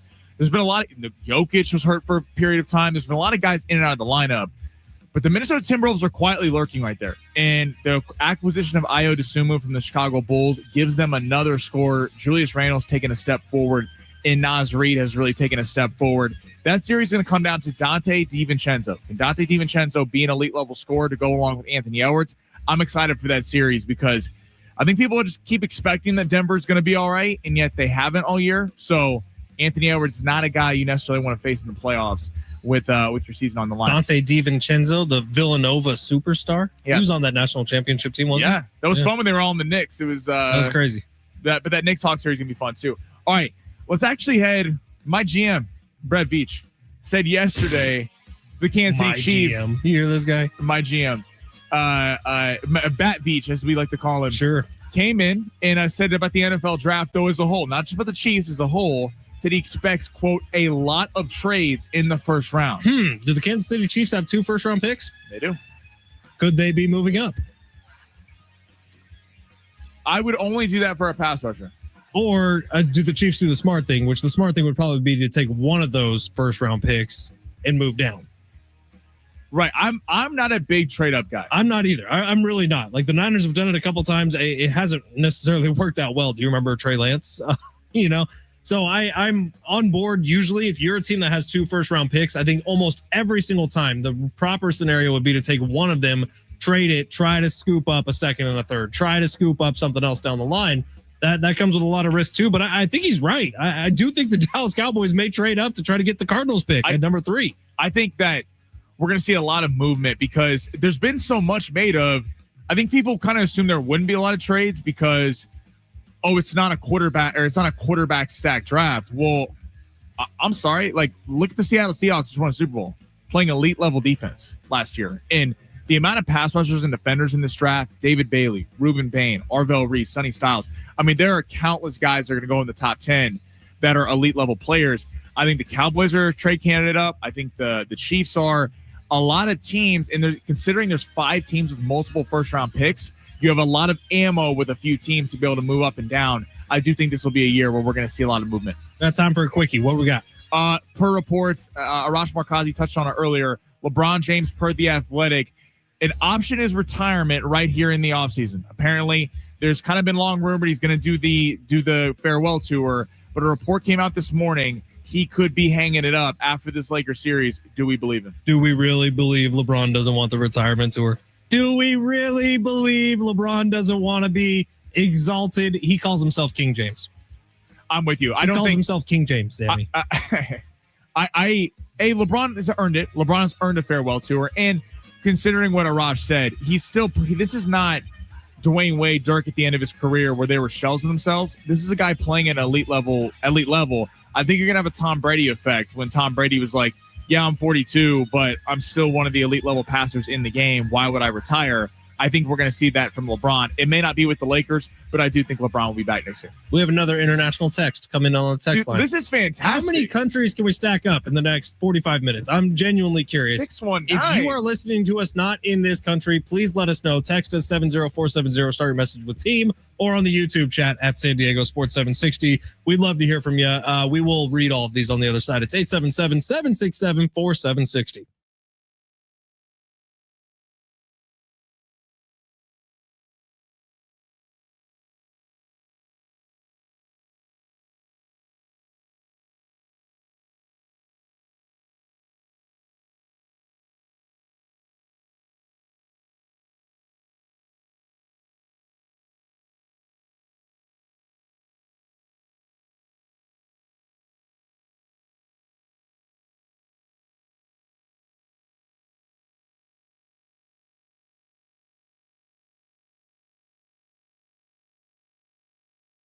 What's going on, everybody? It's Fletch, and I'm here to tell you about something that's coming next week. It's big, it's loud, it's rumbling. It's the Lakeside Rodeo, the 62nd annual. If you want to see bull riding and steer wrestling, you got to get on out to the Lakeside Rodeo. It's affordable, it's family friendly. It's a blast, man. My wife and I have been going pretty much every year we've lived in San Diego. We have a ton of fun every single year. We've been volunteering the last few years, so if you want yours truly to pour you a beer, head on out to the Lakeside Rodeo this year. All that rhymed. Oh my God. Get on out for the 62nd annual Lakeside Rodeo. It supports the El Capitan Stadium Association, helping out with local youth right out in Lakeside. So if you're sitting around wondering what to do next week, you got kiddos, you're looking for something that's not going to break the bank to do for the whole family, get on out to the Lakeside Rodeo. You can grab tickets now at lakesiderodeo.com. I will see you out there, and you got to get out there because it is a ton of fun. It's a blast. And if you've never done it before, open up those eyes, open up those horizons, and go try something new. Next week, the Lakeside Rodeo happening on the Lakeside Rodeo grounds. Get tickets now at lakesiderodeo.com. That's lakesiderodeo.com. I will see you out there.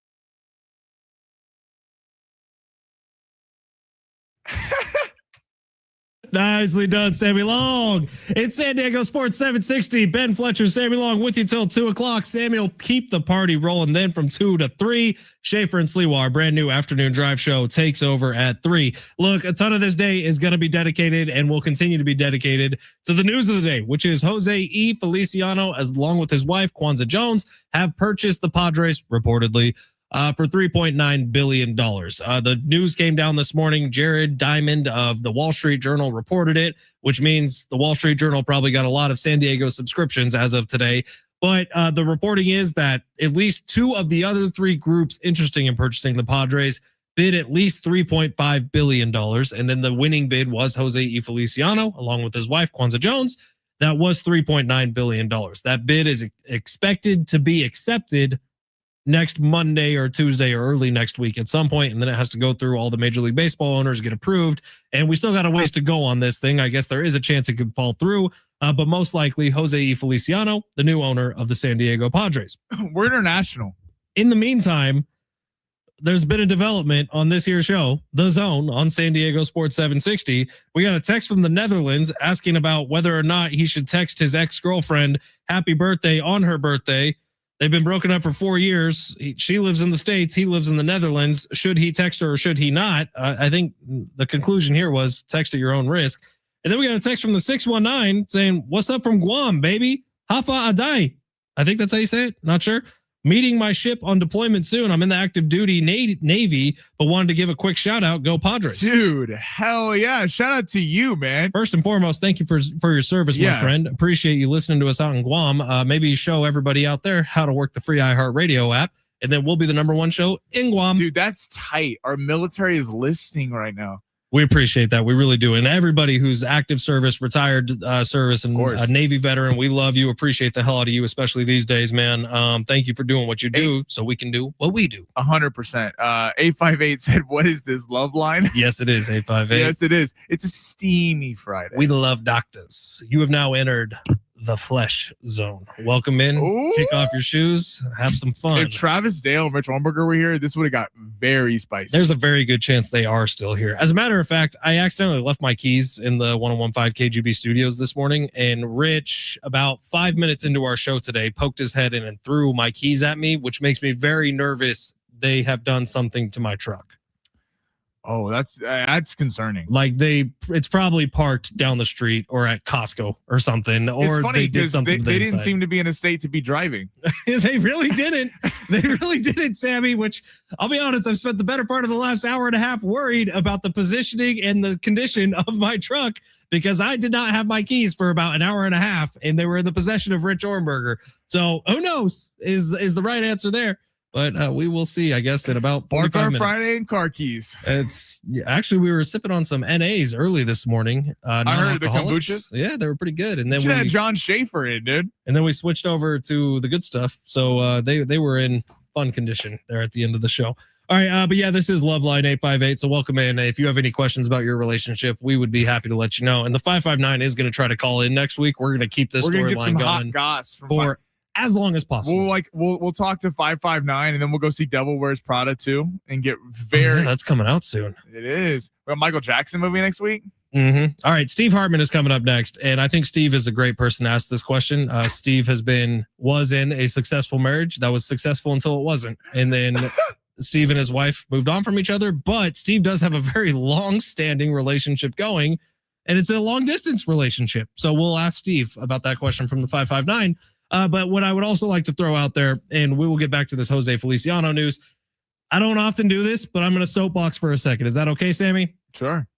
I love R-rated comedy movies. One of my favorite things of my entire life. Oh, I know where this is going. I'm very nervous that we will never get another Wedding Crashers, another Step Brothers, another wide movie release of an R-rated comedy movie to go see in theaters. Exactly right. Because unfortunately, like making a $30 million comedy movie that's only going to make $80 million, for some reason, that's not appetizing to the big studios anymore. They want to make a $300 million movie about the Odyssey or movie about the superheroes that's going to turn around and make $1.5 billion, which is fine. If that's what you're into, I like those movies too. But I love me some comedy movies. Theo Vaughn and David Spade have gone to self-finance a movie that cost $3 million to make. This is literally a turning point in our society as movie watchers. It is getting a wide release starting today in movie theaters. If this movie is successful, there is a chance we can continue getting Wedding Crashers, that we can continue getting Step Brothers, that we can continue to get incredible comedy movies in theaters. If this movie flops, the entire industry is going to look at it and give it the bird. I may go buy a ticket today and not actually see the movie today. I feel that passionately about We need this. R-rated comedies back in our society. We need them back in a big way. I want to see. I started watching last night, but I fell asleep. That Balls Up with Wahlberg and the other dude. Never heard of it, but it's not in theaters. It's on. No, it's an R-rated comedy. It's like they end up ruining the World Cup in Brazil, and then they're on the run, and it's apparently great. That sounds funny. I wish it was in theaters. Yeah, it is. I do think this is important. So Bus Boys is out today. I'm definitely going to go buy a ticket today. I don't know if I'm going to be able to watch it today. That's up to my wife, but it's important. The last great R-rated comedy film I saw in theaters was Mike and Dave Need Wedding Dates, and that was 10 years ago. I didn't even know that was in theaters. I know I saw This Is the End is the last one I can remember. I watched it on a plane, and I pissed so many people off because I was laughing so hard. I was howling laughing in the movie theater. I just don't like Hangover 3, This Is the End. Those are like the last movies I remember getting huge releases. And then Seth Rogen and James Franco stopped making movies because then they tried to make The Interview, and The Interview, fantastic movie, nearly caused war. So they stopped. That didn't get to a theatrical release. Isn't it crazy that like Seth Rogen and James Franco were on the brink of World War III? Especially when you watch that movie. Once you watch it, you're like, oh, there's no statement trying to be made here. This is just funny. That's what we need. Just funny. Stop taking everything so seriously. I love that every news network around the country was talking about Seth Rogen and James Franco. And then the whole movie got leaked to YouTube. That was a crazy ordeal. All right. We got Steve Hartman coming up next. He can help us solve the world's problems as well as your problems. 559. We got you covered. It's San Diego Sports 760 live on the iHeartRadio app.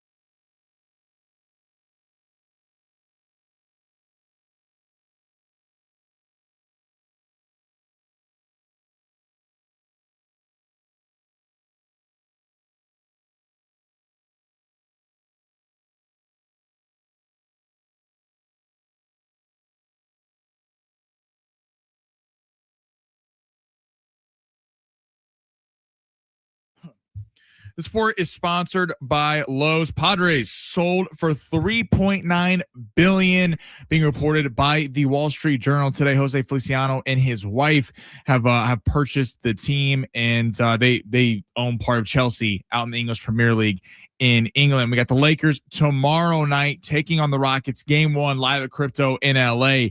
Houston is a 5.5-point favorite in that one. And then we got SDFC taking on Real Salt Lake. Went to a 2-2 draw last month. San Diego's plus 235 on the money line. Real Salt Lake is a minus 105 home favorite. You hear that game, of course, right here on San Diego Sports 760 with that game going at 6:30. During Springfest at Lowe's, get 3 free bags of Miracle Grow 0.75 cubic feet garden soil when you buy 3. That's 3 reasons to lock in on landscaping. Valid through 4/22 while supplies last. Selection varies by location. Soil offers excludes Alaska and Hawaii.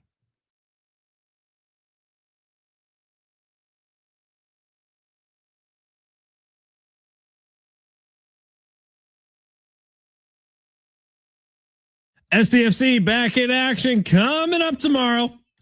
They got Real Salt Lake, 6:30 kickoff time. Adrian and Darren will get on the air at 6 o'clock tomorrow. Get you ready for that one as SDFC looks to get back on track after a couple of losses and a couple of draws. But no red cards this time. Let's keep it polite, huh, boys? Or just get one, be up 4-0. I like that better. You know, I'm fine with red cards as long as you're winning the game. Yeah, people have the wrong attitude with this. It's a good intensity thing. It's just they're losing games because of it, so it's a problem. Bingo. All right, it is San Diego Sports 760. Every Friday around this time, we bring on the man, the myth, the legend, Steve Hartman. That is when he isn't cheating on us. Steve, you got anything to say for yourself? All right, so first of all, Fletch, understand this. A man that claims to be Sammy's father is running 570, the Dodger station in Los Angeles. And he reached out to me at 6:30 in the morning, Friday, asking if I could fill in and do their midday show. So I agreed to do that. But when I actually went in to see the man that claims to be Sammy's dad, who should be in the room? Sammy! I know. That's right. That's right. Sammy Long was in the room with the man that pretends to be Sammy's dad. And so, Fletch, really, if anyone got blindsided, it was you. Because none of this, I understand, was passed through you before it actually happened. None of it whatsoever. And in fact, you know what? I'm glad you say pretends to be Sammy's dad, because we all know that the one true father of Sammy Long is indeed Mel Kiper Jr. They look alike. They both have a weird obsession with the NFL draft and the underwear. A Olympics. weird obsession. It's the signs have all been there all along, Steve. All right. While we put aside all the craziness, Steve, I don't know if you saw this, but today the Padres sold for $3.9 billion, reportedly to Jose E. Feliciano, along with his wife, Kwanzaa Jones. They look to be the next owner group of the Padres. If you would, in your own very Steve Hartman way, why don't you take us through the ownership history of the San Diego Padres up to this point? Well, let's go back to when I returned to San Diego in 2014. About a year after that, Chargers were still in town. I have somebody reach out to me that Peter Seidler wants to meet me. Peter Seidler wants to meet me. And so I went to meet Peter Seidler. And at this point, the Padres are a complete zero, as they have been for most of their existence in San Diego. And we're still dealing with the Charger situation. Are they going to stay, go? What's going to go on? So he, after his, 2 bouts at that point with cancer, he had become a very strict vegan. And so we went to this vegan place in La Jolla. Actually, I had a pretty good vegan burger. I can't complain about the burger. It was actually pretty good. And as I explained to Peter Seidler, I said, Peter, understand this. The Chargers are probably leaving. And if that's the case, you're going to be the only show in town. But we need to actually have something to talk about. You have to give us something to talk about. I said, I was in San Diego for 11 years. We never talked about you until all of a sudden you made it to the World Series. Then you gave us something to talk about. He assured me at the time that he wasn't just going to talk the talk, he was going to walk the walk. And the next thing you know, they signed Hosmer, the huge Machado deal, and the ball was rolling to the point where today the Padres are sold for $3.9 billion. First of all, a part of that share should go to me. I mean, the fact is, my conversation with Peter Seidler, I think, had a huge bearing on the commitment that he made to the organization that resulted in this record sale of the franchise. So if the Seidler family wants to ignore the input that I had with the man that created the monster that is the Padres today, that is the late, great Peter Seidler, do it at your own risk, because my attorneys will be after you. Steve, that is the most Steve Hartman statement ever said. How much would you like to collect?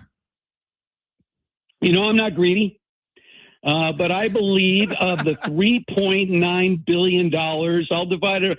I'll take a cool $500 million. Just $500 million. I should actually ask for $1 billion, because the other siblings who've been battling each other ever since Peter passed away for control of the franchise really had nothing to do with this. This was all Peter Seidler. There is one man, the greatest owner in San Diego sports history, without question, is Peter Seidler. No question, because he didn't just talk the talk. He walked the walk. He spent the money, you know, a payroll that no one ever envisioned for the San Diego Padres.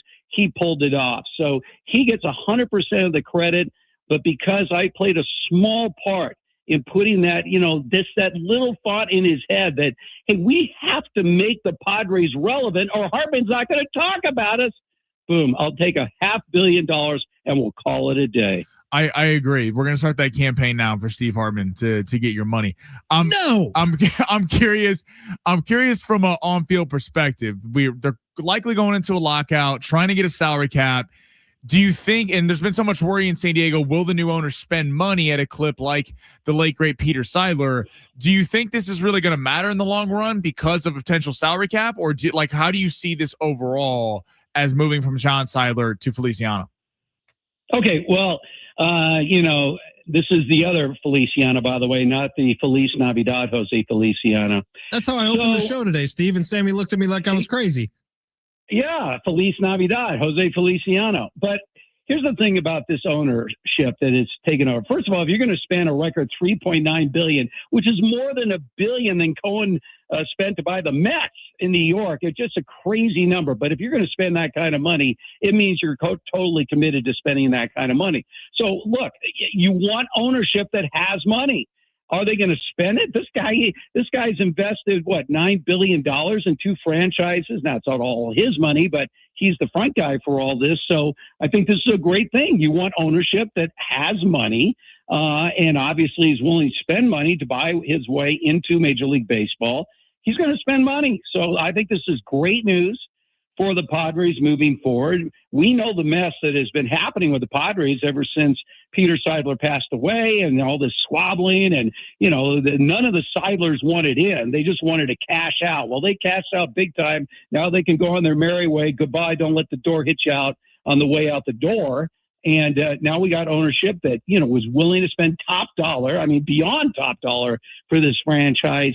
I have a good feeling moving forward for Padre fans that this is ownership that is going to invest in the team. Yeah, today I think my tone has been cautiously optimistic. Of course, there's ways this can go terribly wrong. And Steve, I've been kind of asking the question all day, like, when is the time where we know whether or not this is a success or not? It can't be as simple as if there's a World Series banner hung. But in my mind, it could be that simple. But I'm thinking, like, how many years do you think we give this leash, this Jose E. Feliciano? Like, what's the waiting period before we can make a judgment, like a letter grade, on whether or not he's a good owner for San Diego or not?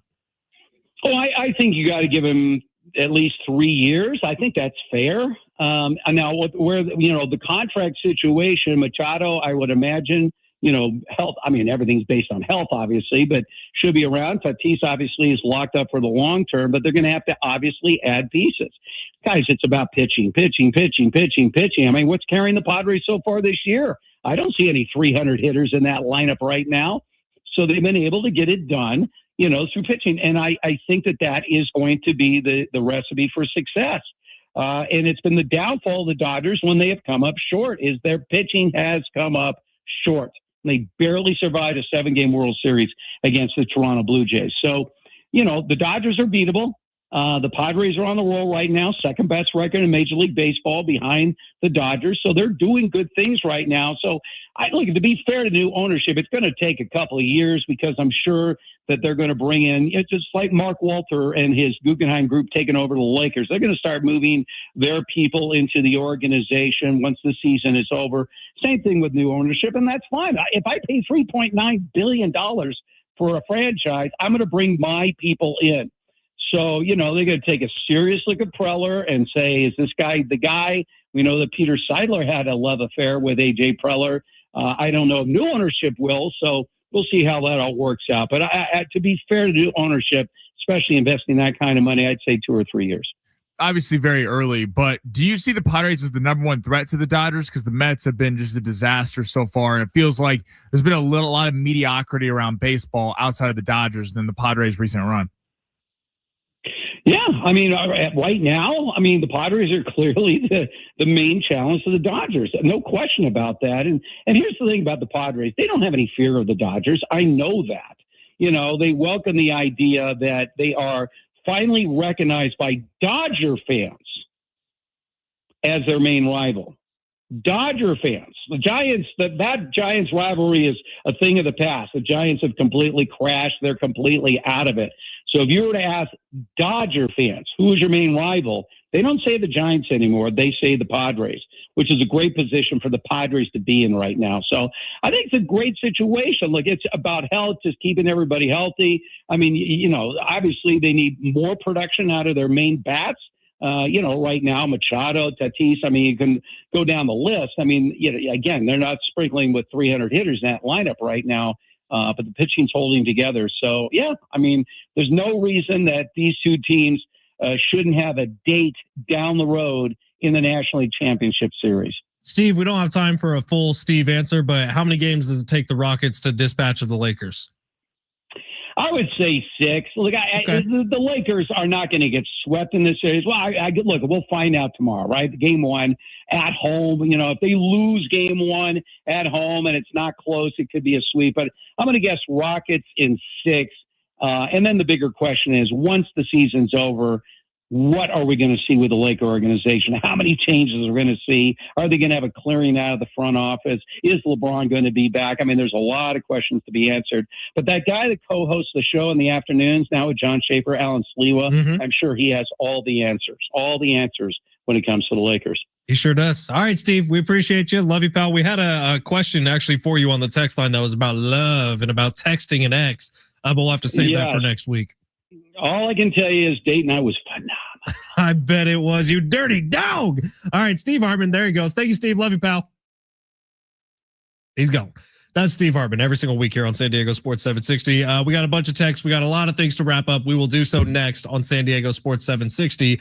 You're listening live on the iHeartRadio app. However, I have one more pair of tickets for the Lakeside Rodeo that I would like to give out right now.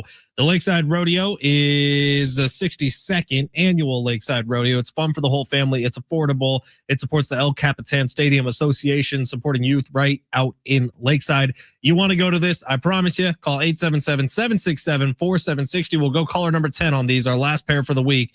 Pair of tickets to the Lakeside Rodeo, lakesiderodeo.com to buy tickets at San Diego Sports 760. We'll close this thing out next, live on the iHeartRadio app.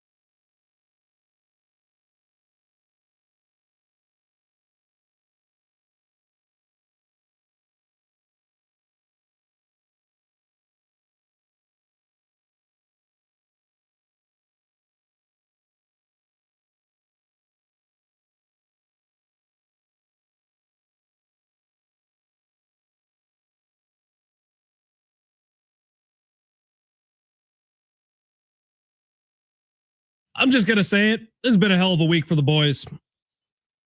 San Diego Sports 760 is on fire. We got Sammy coming up with his own hour, going along with Sammy. We got Schaefer and Sliwa after that. Saw Sliwa coming in doing some prep. Hour and a half early. No big deal. What's up, Slee? It is San Diego Sports 760. We're proud of this new lineup, man. If you like it, do us a huge favor. Open up the free iHeartRadio app. Search San Diego Sports 760. Tap that little plus button when you see the station. That'll add us to your presets, so we're top of the page every time you log in. Plus, that helps us out with the bosses. So if you're looking to do the boy a solid, help us out. Open up that free iHeartRadio app and tap that little plus button. All right, text line has exploded today, not because of Jose E. Feliciano buying the Padres for $3.9 billion, everyone, but because of one text that came in from a 559 number who claims he lives in the Netherlands. Says, well, hey, I think guys, we believe him. You mean he claims he lives? He claims it. I don't know if I believe it. Says, hope y'all are well. Question: do I message my ex happy birthday? We've been broken up for a year, but we were together for like 4 years. Just curious if I should be nice or not. She's back in the States. It's not like we're going to do long distance. That launched all sorts of things today on the text line. A lot of responses. Now the 559 did say I'll try to call in next week. 858 said, what is this love line? 619 said, here's a romantic poem for the guy thinking about drunk dialing his old girlfriend. Roses are red, sunflowers are yellow. Put down the booze. She found a new fellow. Love the show. From Brian. Brian, we love your show. You send excellent text Brian messages. has always got something good cooked up.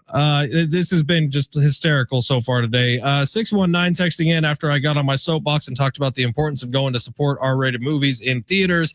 Said David Spade and Theo Vaughn did a movie together. How are they not making Joe Dirt 2? They did. Where Theo is Joe Dirt 2 because they're too stupid to name him Junior. That's a good little start off the movie. I will say, watching the trailer of Bus Boys, which is the movie that's out in theaters now, which we did not get paid to support. I just want to support it. I'm a massive David Spade fan. Same. This movie, there is like scenes in the trailer where I'm pretty sure David Spade is playing Joe Dirt. Like he has the long wig. He's talking in the same accent. Like, I think there may be a little bit of this movie that is Joe Dirt 2 as well as Tommy Boy. Like, I think there's similar things going on. If Jose Feliciano opened his press conference and said, life's a garden, dig it. Do you know how much respect he would earn in the greater San Diego area? I'd love him forever. I really would. Now, there are a couple things at play here. So Jose Feliciano was born in Puerto Rico. He is a self-made billionaire by all accounts and everything we've read today. Like, I think these are positive things that you can attribute to him. Is there going to be a Bad Bunny Padres collab? Is what I'm asking. I guess. Say that again. A Bad Bunny. That's how you say it, Sammy. It's not Bad Bunny, you uncultured swine. It's Bad Bunny. Is there going to be a Bad Bunny Padres collab? The amount of women buying tickets if Fernando and Bad Bunny's there. Bad Bunny. Bad Bunny. You got to say it right. That'd be fantastic, man. It feels like there's an opening for that. He played Petco Park, sold out 2 nights in a row. All the Padres were there. It feels like there's a window for Bad Bunny and the Padres to collaborate. I don't know people like you saying it like that. Maybe the next City Connect jersey is a Bad Bunny jersey. Yeah, they could certainly re-up those. That would sell out so fast. It'd be genius. Yeah, I wonder how Jose feels about the fact that they just dropped City Connect jerseys and he, by all reports, didn't have input in it. That's a great point, man.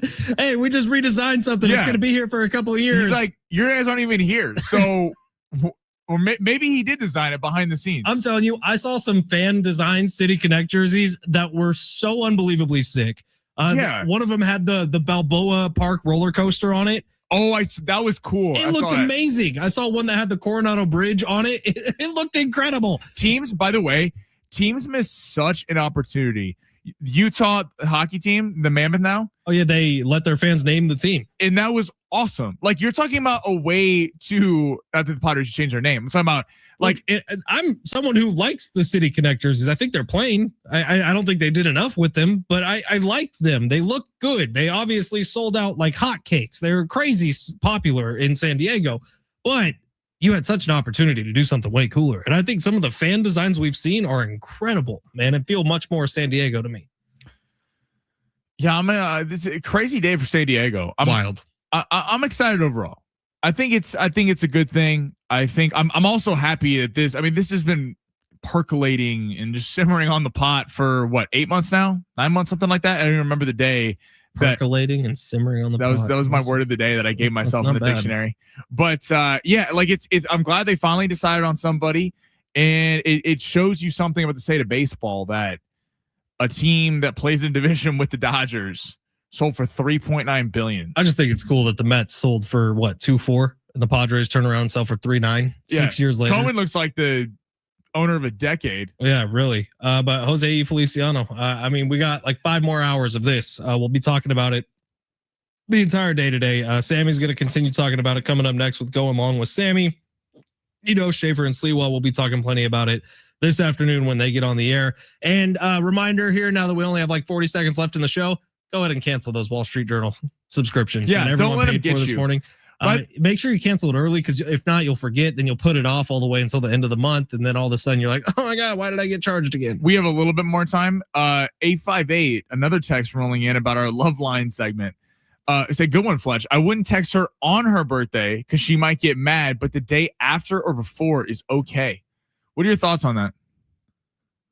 Man, I haven't ever texted an ex. I'll be very honest. I met my wife sophomore year of college. We've been dating ever since. We never broke up. We never did anything like that. We just kept on going. It was love at first sight. I do have ex-girlfriends. When they became ex-girlfriends, that was it. Communication ceased. It was over. It was done. That's how I would How live. long did you date them? One relationship was that like a year and a half. I don't even know if I count it.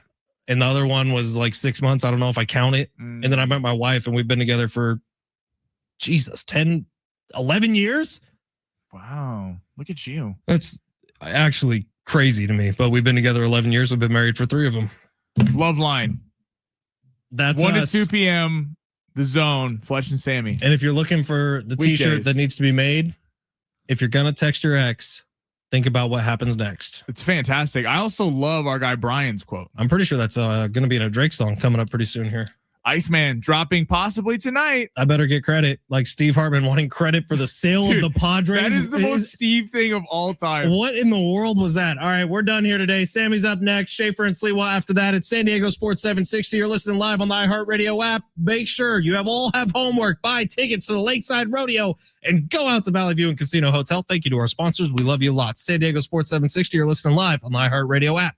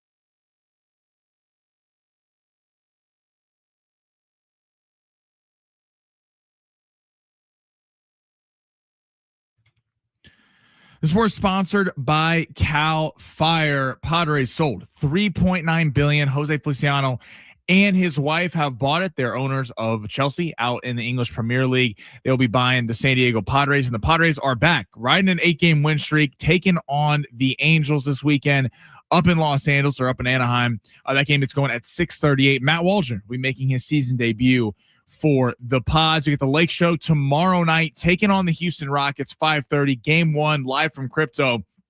Lakers are a 5.5-point dog at home. Then we got the Warriors and Suns going tonight. Suns are a slight favorite in that one at 2.5. And of course, you can hear SDFC taking on Real Salt Lake tomorrow at 6:30 right here on San Diego Sports 760. Wildfire safety starts at home.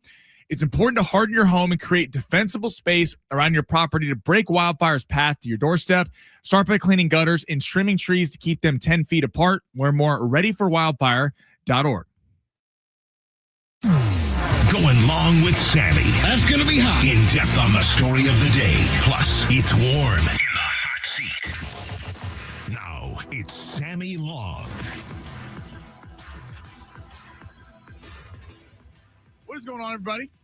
Welcome back to Going Long here on San Diego Sports 760, 2 to 3. Schaefer and Sliwa picking it up at 3, going to 6. Got obviously a huge day in just San Diego sports, and Padres making some national headlines with the sale. I got Adrian Garcia Marquez, play-by-play voice at SDFC, joining me at 2:30. Really excited to get to talk to him. SDFC been struggling a little bit. A lot of red cards, not having quite the same success, falling down the table a little bit in the Western Conference, but still certainly a lot of time to salvage it. Excited to get to talk to him coming up at 2:30. Get to a little bit of NFL draft, some spicy news coming later about some potential trades in the first round. We got the NBA playoffs starting tomorrow.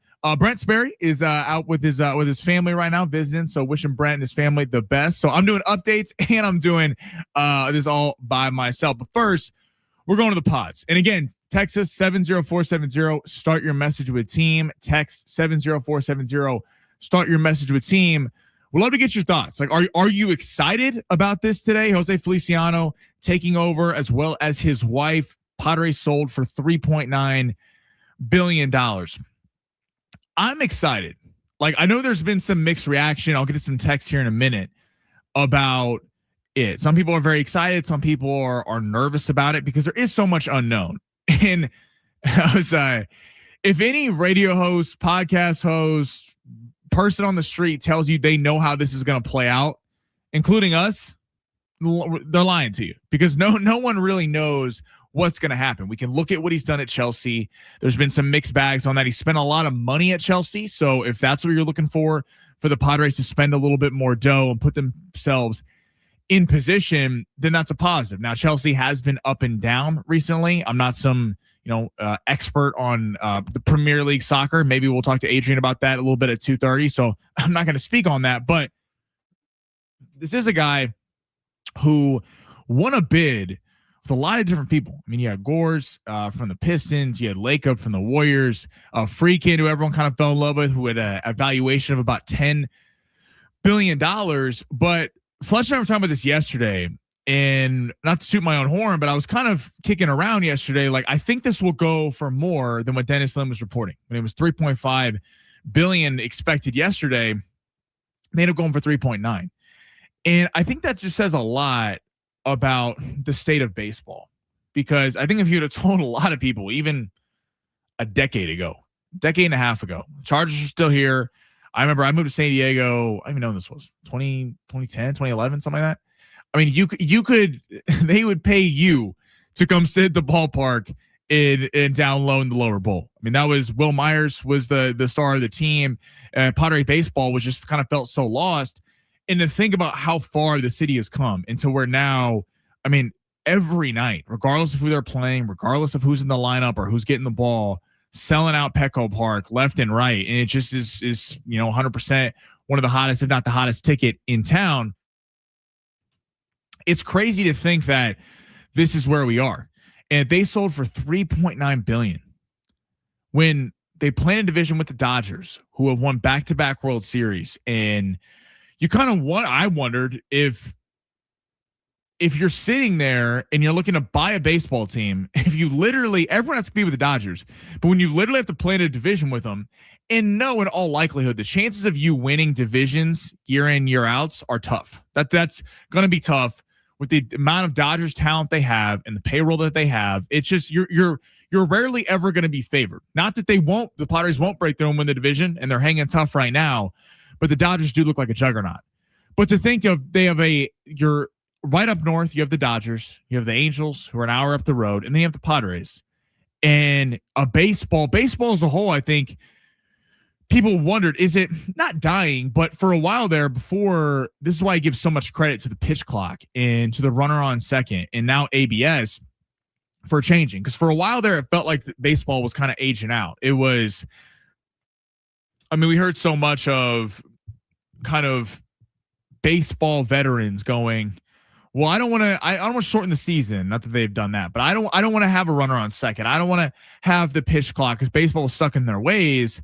And it felt like a decade ago, baseball was certainly going downhill. Baseball used to be America's pastime, and I guess still is, but in terms of ratings, it is not that. But recently we've seen a massive uptick because I think MLB has finally embraced change. They finally embraced kind of moving with the times, like the NFL has done such a good job of. They try different camera angles on the broadcast. They make pass interference challengeable. They don't like it, they take it away. They change the kickoff rules. The NFL is constantly listening to the fans in changing, and the NBA has done a good job of that too. The NBA has done a good job behind the NFL of changing, and baseball has finally caught up.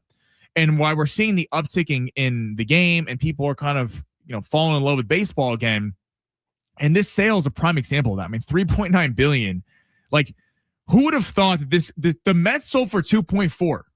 The Mets in New York City, and yet the Padres in San Diego sold for 3.9. And my estimation of why you go for that much is like, you're sitting there and going, most of the times when you buy a team with who's a free agent or teams for sale, regardless of sport. Now the NFL is a little bit different. It's a little bit different because the NFL is really whatever the Shield does is going to be successful. Even small market teams like the Pittsburgh Steelers draw massive ratings. But when we sit here and most of the time when you're buying a baseball team, and let's just throw an example out there, the Miami Marlins, the Angels, who are rumored potentially for sale here soon, the A's who are moving to Vegas.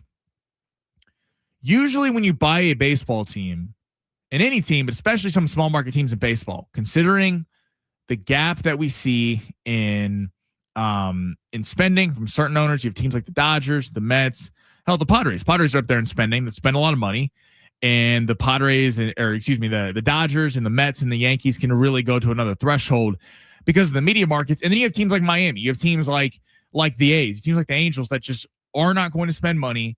The Pirates have one of the best pitching staffs in the league, and yet they don't put themselves into contention to actually contend in the conversation to contend because they don't spend money at the spots where it's needed with the bats. So, but most of the time when you're buying a franchise, you're starting from scratch. If you're buying the Miami Marlins, you might have to redo the stadium. You have to build a team up, build a team of stars, and get people to go to the ballpark. Get people to show up, whether that be change the stadium, add stars, get a new management in place. It is a full rebuild. And MLB is hard because, as we know, it's not just one player. It's not like the NBA.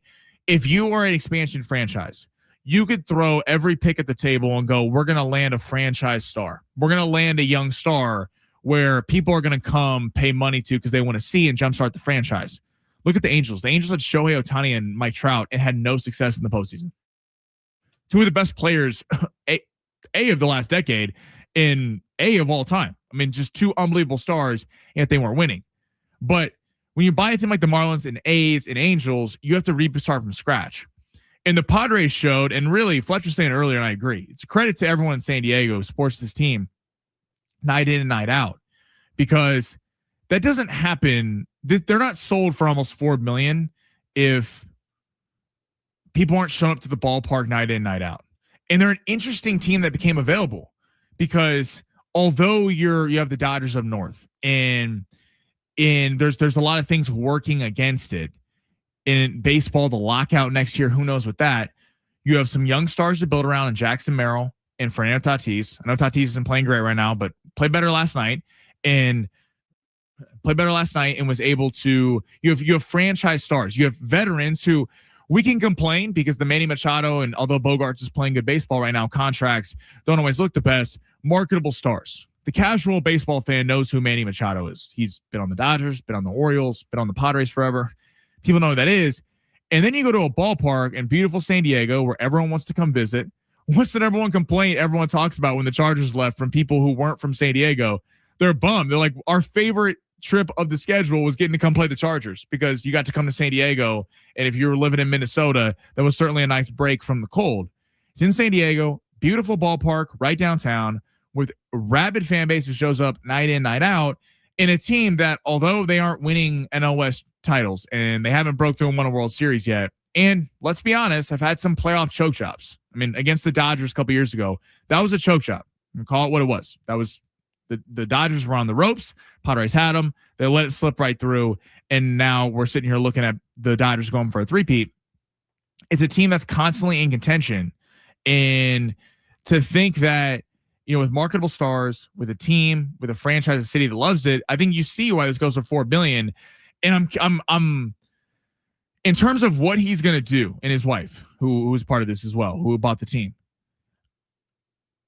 It's an interesting time that they buy the team because you waited post free agency. Like, there's not really any names out there that you can just go sign. Now, the big question in San Diego are they going to spend money? Because that was the big kind of conversation we've had the last few months ever since this came up, that John Seidler was going to pass the team down or look to sell the team. Was hopefully this is not a billionaire coming in here going, hey, I'd love to buy a baseball. I love to own a baseball team, and stashing it in his back pocket, because the Padres are on that walking that thin line right now. We have some aging contracts. They're playing good baseball, but they do need to add something. Like, you can't just keep going to the postseason every year and running the same thing back and expecting different results. And it's great that they're on an 8-game win streak right now, and they do look like a threat in the NL, especially with teams like the Mets, other teams around the NL and in baseball not living up to snuff. They're going to be a handful, and maybe they'll see the Dodgers down the road in the playoffs. But you do have to do something that takes his team to the next level. And what AJ Preller has been able to do, getting free agents such as Gavin Sheets, Nick Castellanos, Walker Buehler, we'll get to in a second, was fantastic last night. German Marquez had a nice start against the Pirates. We're going to see Matt Waldron tonight. What he's been able to do working around the margins has been unbelievable. And it really makes you wonder what AJ Preller would do if he had an open checkbook, because he has really had to work within the margins, considering some of the bad contracts that were signed with Manny Machado, the Asian contract, and Xander Bogaerts. He has not had an open checkbook in backloading the Nick Pivetta money. So he would come from the Red Sox. Pivetta, AJ Preller got that deal done. AJ Preller got the deal done to where he was able to kind of work that contract out. So it would be an incentive laden contract. So Pivetta would come. Michael King, they worked out a 3-year, $75 million contract, really a 1-year, $25 million contract because of the outs in the deal. So AJ Preller has been able to do a lot with less. And the late great Peter Seidler had a vision for this team and spent money that he maybe didn't even have, but it's a credit to putting the Padres back on the map. I got to give a lot of credit to John Seidler, because John Seidler, although we've rarely seen him when it comes to his tenure owning the team, he hasn't made that many moves outside of Jackson Merrill on a reasonable contract. But credit to John Seidler, because he got this dropped in his lap. You know, when the late great Peter Seidler passed, that was completely unexpected to everyone in the city. And he ended up running the team. And although people have given John Seidler a lot of grief, including myself, I do have to give John Seidler credit. Like, he recognized that, hey, I'm not the guy to run this. Just because my last name is Seidler does not mean I have the same vision for the team and for the city that Peter has. So credit to John Seidler. Credit to the Seidler family for going, you know what? Maybe our tenure has run its course. Peter, God rest his soul, is not with us anymore. And we're going to move this on to someone who has the city's best interest in mind. And listen, it's going to be years before we know. Hopefully, we're not coming on here 3 years from now talking about Feliciano and how he hasn't made the moves that we want to see and has been stashing the team in his back pocket. But you got to figure if you're paying almost $4 billion for a baseball team with a lockout next season, you got to care about it at least a little bit. So exciting time for the Padres, playing some damn good baseball right now. And then with the sale of the team, lot going on for the Padres right now. And it's fun to watch. All right. Again, Adrian Garcia Marquez coming up at 2:30, talking some SDFC. What needs to happen for this team to get back on track? They're struggling a little bit recently. And then we got the crossover with Schaefer and Slee coming up at the 2:45. Coming up next, we're going to get back in the Padres a little bit, as well as some pressing NFL draft stories and the NBA playoffs getting going tomorrow. Coming up next on Going Long, San Diego Sports 760, live on the iHeartRadio app.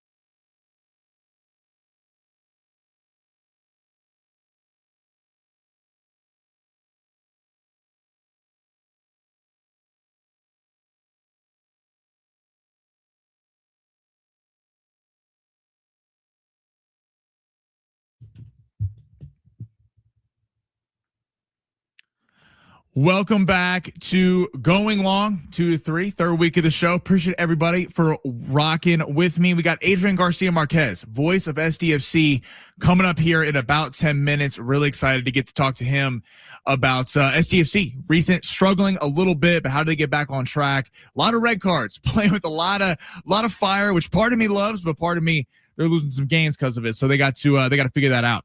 And then crossover 245, Schaefer and Slebo. We're going to get back into the Padres and the sale of the team. So if you're just tuning in, just got in the Padres for the last 15 minutes. I mean, the sale, $3.9 billion. Jose Feliciano and his wife have bought the team.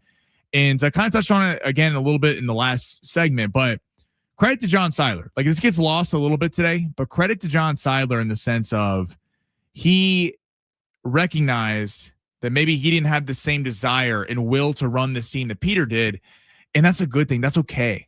Like, he should not be crushed for that. And good for him for moving off the team, putting it in good hands. Hopefully this is something that they're willing to spend money, because I do still think, regardless of the fact the Padres' recent starting pitching has been good. Buehler was good last night. Marquez has been good. And, we're waiting on Pivetta to come back. If he comes back, whenever that is, Joe Musgrove likely still a month or two away. So they're living on the edge here. I mean, the Padres are winning a bunch of games, 8 straight, and it's great to see that the bats have come alive. But also, is it sustainable? Because at what point is this starting pitching going to fall over because of the amount of injuries? I keep throwing it out there. Lucas Giolito is a name. He's a guy that has had decent success in this league. You could throw out there every 5 games. It would be certainly a hell of a move for Feliciano to come in and sign Giolito, because I do think the Padres could use some help. All right, again, we're going to get back more to the Padres at 2:45. SDFC coming up in 10 minutes. We got the Lakers and the NBA playoffs getting going. Play-ins tonight, final games of that, and then the playoffs start tomorrow. This is a fun playoffs because, and text 70470, start your message with team. How many teams are in the championship bubble? Because credit to Oklahoma City, they have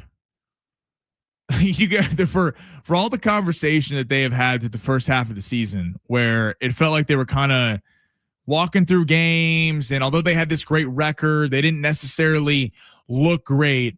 It was a dress rehearsal. We've seen this so many times. They were bored. They thought about trying to get the record that Golden State set with 73 wins. That didn't happen because of some injuries early on. And now all of a sudden, here they are rolling through, steaming, and getting to the playoffs. The Thunder obviously should be the favorites. I do think the Celtics have a legit shot, because that Warrior Clipper game from the other night stood out to me. And the Clippers were more talented than the Warriors. Like, on paper, Benedict Mathurin, Darius Garland, Derek Jones Jr. The Warriors don't have a lot of options outside of Curry. Draymond's getting up there in age, but he's there to play defense and be the rebounding menace that he is. Porzingis has been in and out of the lineup. Him and Curry don't have much chemistry. And with Moses Moody and Jimmy Butler all hurt, there hasn't been a ton of talent on that team. But what changed at the end of that game with the Warriors and the Clippers? The Warriors knew how to close, and Kawhi didn't. Kawhi had 2 points in the fourth quarter, and those 2 points came at the very end on a BS putback when they were already up 8 points, I believe, or down 8 points with the Clippers. So when we're looking at the NBA playoffs, teams that know how to close, which is why I think Boston has a really good shot to end up winning the championship. Brown and Tatum know how to close. They have a veteran staff of Peyton Pritchard, Derek White, Keita from Utah State, who the Aztecs used to play a lot, has really evolved his game. And then I would also, when you go down the stretch, who is taking the last shot? Is it Brown? Is it Tatum? They have that figured out. I think the Nuggets have that to an extent of, they know at the end of the game, regardless of the fact that there's some defensive concerns with the Denver Nuggets, Jamal Murray can close and Nikola Jokic can close. I'm really curious when we get to the San Antonio Spurs, who's closing? Because Wemby hasn't been here before. And although they're extremely talented, Stephon Castle, De'Aaron Fox, Keldon Johnson, Devin Vassell, Dylan Harper, up and down the list, it's an extremely impressive team. But Wemby also has never had to deal with a playoff adjustments. And we've seen that get to players over the years where teams are making massive adjustments. They have more time in between games to adjust. Who's taking the shot after Wemby? Is it Castle? Is it Fox because he's been there before when he was with the Kings? Is it the rookie Harper? I think we're going to start to see that in this playoffs of who is taking the final shot, and the teams that have it established at the end of games are going to advance. Because this was the Lakers' problem for a lot of the year, and then they figured out how to play in March, and unfortunately with the Lakers, Luka's out, Reeves is out, but the big three wasn't working for a long time. The big three was not working because it felt like it was LeBron's turn, and then it was Reeves' turn, and then it was Luka's turn, and they weren't running an offense. It was just iso ball constantly left and right. And then when they started playing together and LeBron taking a backseat, playing off ball, and really letting Luka and Reeves run the show from the top of the key, and then letting LeBron go to work, they started having success. So we won't get to see that with the Lakers unless they get through this first round and somehow Reeves and Doncic can come back. Well, that'll be obviously a storyline to watch. If the Lakers can kind of keep this series against the Rockets alive.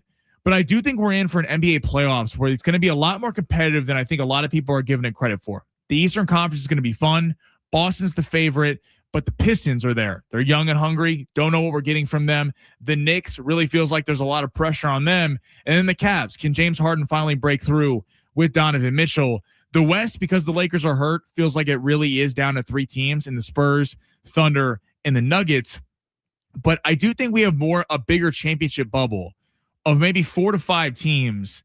I would throw the Thunder in there. I throw the Nuggets in there. The Spurs, despite the fact that I'm concerned with who's closing the game, the Celtics are in there. And I think the Pistons have earned that respect. The Pistons, you worry about their lack of 3-point shooting, but they've earned that respect. I'm really excited for these NBA playoffs, and I think we're going to get some really good series because, as we remember, Oklahoma City, although they deserve all the credit in the world, they got taken to 7 games by Denver last year. They got blown out by Denver. Then they go to game 7 in the NBA Finals. Tyrese Halliburton gets hurt. It doesn't get hurt. Who knows what happens? So I think there's a lot of unknown with this playoffs. I think it's going to lead to a really fun NBA playoffs. All right, coming up next, Adrian Garcia Marquez jumping on with me. Really excited to get to talk to him. Voice of SDFC. They got a big match coming up against Real Salt Lake that you can hear on this station tomorrow night at 6:30. Talking to Adrian next. Text us your questions. Text 70470. Start your message with team if you got questions for Adrian. Coming up next on Going Long, San Diego Sports 760 live on the iHeartRadio app.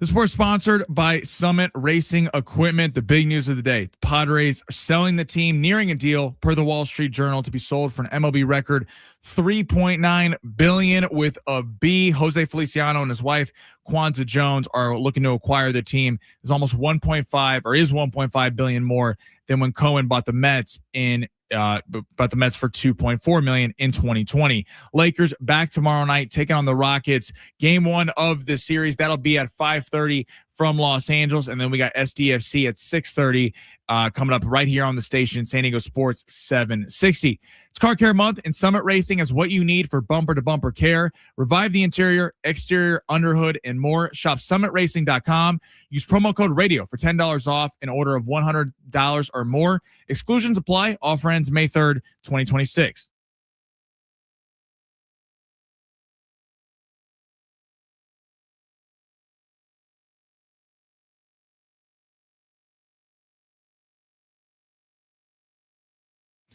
Welcome back to Going Long. I got Schaefer and Sliwa coming up next, as well as their show 3 to 6. But joining me right now, super excited to get to talk to the play-by-play voice of SDFC, Adrian Garcia Marquez. Adrian, what's up, man? How you doing?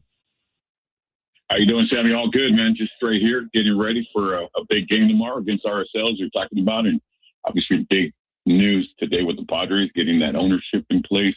You know, part of that Chelsea ownership group. So a lot of things in the air for America's finest city heading into the weekend. A lot of questions going in. So we'll get to SDFC in a second. I don't want to put you on the spot. I don't know how much you know about Chelsea, but what do you make as a massive football fan of what he's been able to do, Feliciano, with Chelsea, and how do you think that applies to the Padres here in San Diego? To be honest with you, I like to stay away from those type of situations. So yes, I kind of put it on the spot. It's more like it remains to be seen. Everything is going to be treated differently now. You hear it, you're going to keep hearing it over the next few hours into the weekend. You know, some questions will be asked. Will they run it like a corporate type of situation, or will it be more hands-on? Will it be more familia feel the way Seidler had it in the past and what the fans have gotten used to? So. That right there, it remains in the air, Sammy, to be honest with you, because from word that we received also is that Feliciano's going to do it a little bit different with the Padres as opposed to with the group itself, the way that they run Chelsea. So I can't answer that question right now. I wish I could, but I don't know what to expect. And that's the 50-50. Do we get a corporate type situation for the Padres, or will this be a more hands-on ownership group that wants to win and will do anything and everything to make it happen? Yep, totally makes sense. When we look at SDFC taking on Real Salt Lake, now these two went, had a draw, 2-2 draw last month in March. What do you see as a potential change for SDFC? What change do they need to make in this kind of rematch a month later? What's interesting is that the team, out of the gate, right? You start off with 3 straight wins. You're feeling good about Champions Cup after what happened with Pumas, and then a drop to earth courtesy of Toluca. And we've talked about it on the air, Darren and I, many, many times, that Toluca did bring the team back to earth. And that is Toluca, back-to-back champions, possibly the best team in Liga MX. And it took a team like that to give a nice slice of, and I don't want to say humble pie because this team already plays very humble, but brought them back down to earth, brought the expectations, tempered them a little bit. So this situation, this run on that the team is on currently, it can all change going into the weekend, but it starts with the club. I think Aníbal Godoy said it over the last couple of days. It's on them. It's on the training ground. It's what they do and how they do it in the execution and everything that goes into the 90 minutes going into this match in particular against RSL. So this team has it in their power to get back on a hot streak on the winning side, get those 3 points, if not walk out of there with a draw. This is a tough side, RSL guys. It's a team that's on a nice run. They come in with a 4-1-1 record, 13 points. Mastroeni has them playing excellent. It's going to come down, Sammy, to who scores the first goal. San Diego FC have shown you that once they register first, they lock it down nicely. And, 3 wins have come by way of that style. But then you look at RSL, and at the same time, you look at the record that they have. They're closing in on 50 wins under the Mastroeni side and under his leadership when they draw blood first. So it's going to be a dogfight indeed, but it's all in SDFC's power to turn things around, and I think they've already addressed that in practice. The voice of SDFC, Adrian Garcia Marquez, jumping on with me right now. What would you, so you mentioned the 3-game win streak to open the year. What would be the biggest cause for concern as to why they haven't been playing great soccer recently? I know a lot has been made about the amount of red cards that they've been getting. Do you see that as the primary reason or something else that's not being talked about enough? I think it could be a little bit of focus at times, because these guys were laser focused. Keep in mind, this is still a sophomore team, and look at the back line, look at the youth, just the age in general. It's to be expected. I think we got spoiled. I think, Sammy, we got spoiled that they came out of the gate the way they did, and now we're expecting Real Madrid or Barcelona, that level of play every single weekend, and it's not going to happen. And they're going to have their ups, they're going to have their downs, and these are good times as far as good things to learn from when it comes to downs, right? It's maybe not good times per se in the standings, but this is a good time to take your bumps early in the season, rectify, and then planchar la ropa. In other words, iron things out, get it going, and then you're back on track again. I have all the faith in the world in this team, but for them to do these things, it's part of the growing process, and we got to remember this is a very young team, yet we're getting a lot out of it. And look at Luca Bombino, scores the 100th goal. Luca's closing in on 4,300 plus minutes in a calendar year for a 19-year-old. I mean, he's spoiled us as well. Spoiled Yes. U.S. soccer in general. I mean, it's unbelievable what these guys have accomplished, what Mikey Varas and Tyler Heaps and the whole organization has accomplished going into year 2. So we expected some bumps and some bruises, and it's happening now. But I'm also expecting the team to give them a fight. I'm talking about RSL come tomorrow in a place that's not a very friendly environment, the altitude, and a high-scoring, high-flying team that is very disciplined as well. You kind of touched on it there, but I'm wondering, for the amount of success, like you said, that SDFC has had, and it felt like, the inaugural season, they were kind of just every milestone they were surpassing. And I heard you and Darren talking about it on one of the broadcasts recently. Like, there is something to be said for when you go from the hunter to the hunted. And I wonder how much has played into this season. Like, do you think that's affected them a little bit after that kind of hot start, or do you see that as a little bit of an overplayed narrative? Oh, no, I think they definitely have become the hunted. There was teams, Darren brought it up since you're talking about it. I know I've talked about it with colleagues that there's a bullseye on SDFC's back. They came out, they were swinging, and they disrespected some longstanding teams and organizations that felt, that their pride got kind of jilted a little bit after San Diego FC came out the way that they did. And I think that this year they're coming at San Diego FC a little bit stronger, understanding that this is a formidable side, well coached, well-run oil machine, but young. So they exploit their youth. That's why Manodua maybe has been getting caught with his hands in the cookie jar a couple times. And McVay is going to be out, accumulation of the yellow cards. He's out for this weekend. So, yes, the cards have played into this little rut that the team is on. But I don't think that they played all that bad. There's been mistakes, and those mistakes have been capitalized on by the opposing side. But I don't think things are as dire and as difficult as they might seem for San Diego FC at this point. These are just bumps and bruises and things to learn from. And everybody, I think, is going to benefit from this process that they're going through now. It's, again, back to the cliches. We're going to use that, growing pains. You mentioned Luca Bombino. I mean, we got to talk to him last week. It's been unbelievable watching his growth. Is it maybe him or another player on this team that you think maybe doesn't get talked about or get the headlines that they deserve, that's been playing some really good soccer recently? I think Luca doesn't get enough headlines in MLS in general. I mean, the guy, again, 19 years old, the childish Bombino. No, we could come up with so many things. He's starting to earn the nicknames. He's starting to earn so many accolades, and it's due. I mean, we talked to his grandparents. We ran into them at the LAFC game last year, and the Bombino family, so proud of Luca, but so proud of what he does and how he does it. And I think Mikey Varas is also very proud that they found a gem. They plucked him from LAFC and brought him in, and he debuted against RSL almost a calendar year ago to this day, and we've gotten nothing but 4,300 plus minutes of quality Luca Bombino, and it was fitting that he got to score goal number 100 just to make that milestone. But it's surprising to me that he's not talked about more. And if I'm looking at U.S. men's national team, I'm seeing a guy that I might be able to build with moving into the future. That's why you see him on the U20 being featured now. And the future is bright for Luca Bombino, only 19 years of age. But as Jeppe said a couple weeks ago when we talked, the young players on this team are playing wise beyond their years. And Luca is the the perfect example of that. Last question. I'm curious. You mentioned the U.S. men's national team. It's the World Cup. Everyone's super stoked for a month to 2 months from now for it to get going. But the U.S. men's national team against Belgium, Germany has kind of been stumbling recently under Pochettino.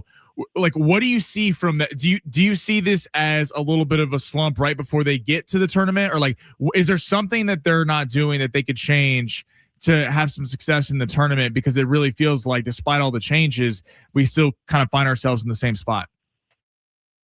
Yeah, Sammy, it's kind of like we've kind of discussed that with the U.S. men's national team over, it feels like now the last 3 or 4 years. When are they going to turn that corner? You see the talent, you see it on paper, you see that they talk about it themselves the way that they have, and yet there's no delivery on the product. And I think it has to do with chemistry. At the end of the day, you see, we go back to the teams, the beloved U.S. men's national teams that featured a Kobe Jones or featured a Clint Dempsey in the past.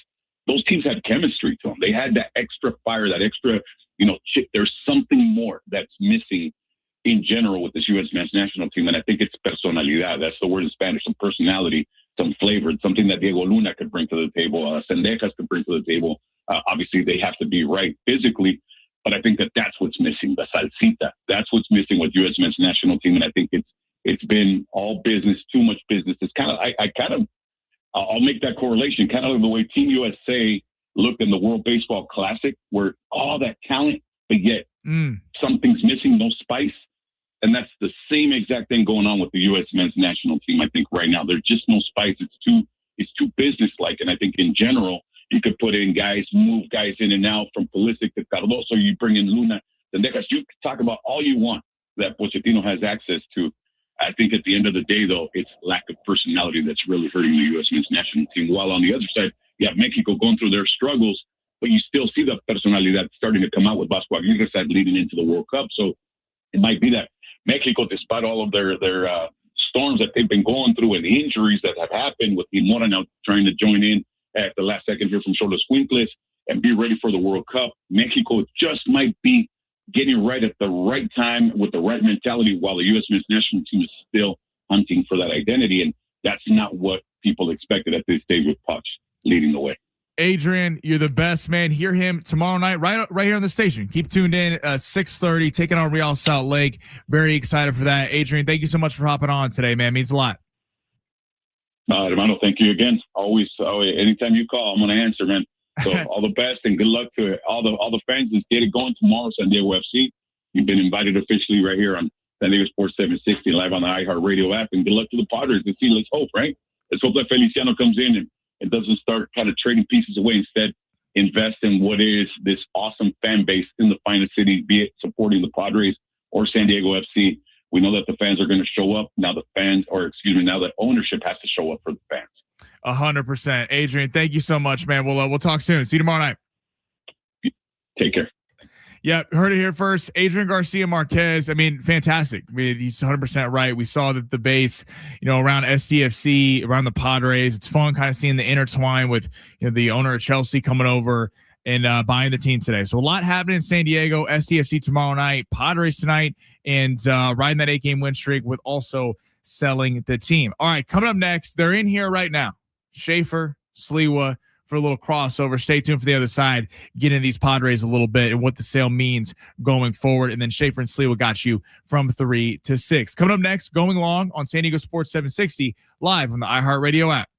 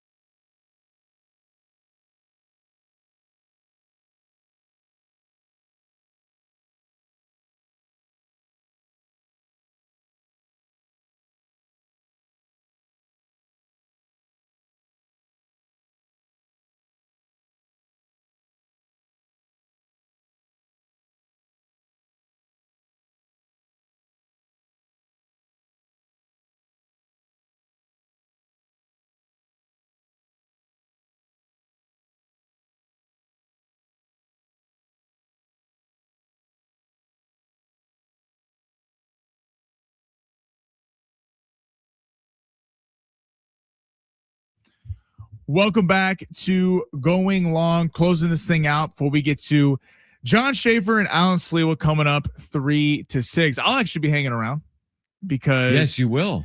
I will be hanging around. Brent Sperry is out with the fam today. So no joke. And Alan's here. In my 9 years, Alan, working with Brent, there are less than 5 examples of him not being behind the glass. He's there on. You now you're on. Unbelievable, Sammy. What is it? Brent leaves for one day and this whole place falls If Alan's going to be late, you know what? You get silenced. Wow. The guy literally has bitched and complained like I've never seen. Wow. About walking into this studio. And then when I walk in, he's got to your do mic a show turned off. Together, the mic's not on. I'm not even going to look his direction. No, for the next 3 hours. Disgusting. Well, Alan, if you say anything I don't like over the next 3 hours, I got the mic here. Brother, I will do my show from in there. I will come in there and do whatever I have to do. No joke. Brent, in 9 years, I'm not kidding when I say this. I say he's been out maybe 5 days. Today's one of them. He's got family in town. I think they're doing some things in San Diego. Great day to do it. One day he got his dog. His dog's Peanut, right? I should know that. Peanut, It's been a while since I've seen Peanut. Cute dog. He got Peanut 3 or 4 years ago.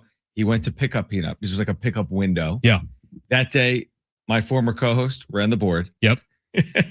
And it was an S show. Everything went wrong that day. Mayhem. Everything went wrong that day. Now, it, Sammy's been great the 1 or 2 times he's ever had to do it. Not today. Dude started off literally 50%. There's a 50% chance. This is still my show, Alan. There's a chance to get us both on at the same time, and 50% of it failed. Yeah, but look at it like this. There are examples where LeBron James will have an early turnover and then have a great game. Exactly. Yeah. It's about the final stat line, Alan. I would say this is more like Jake LaRavia. Came into the game and you're... You know what Jake LaRavia is? He's plays all 82. He's an Iron Man. That's right. He's versatile. Except when the day gets away from them.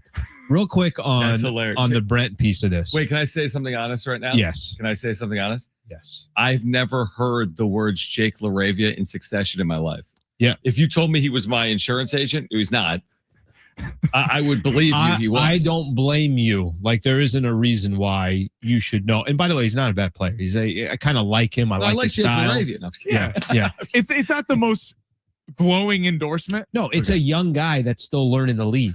That's what it is. I've got called Kurt Rambis before because of the hair as well as the goggles when we play on the court. Rambis, yeah. So not the focal point of the team, but he's a guy who he's the unsung hero. He doesn't get enough credit for the work he puts in. Where were you going? It's a team game.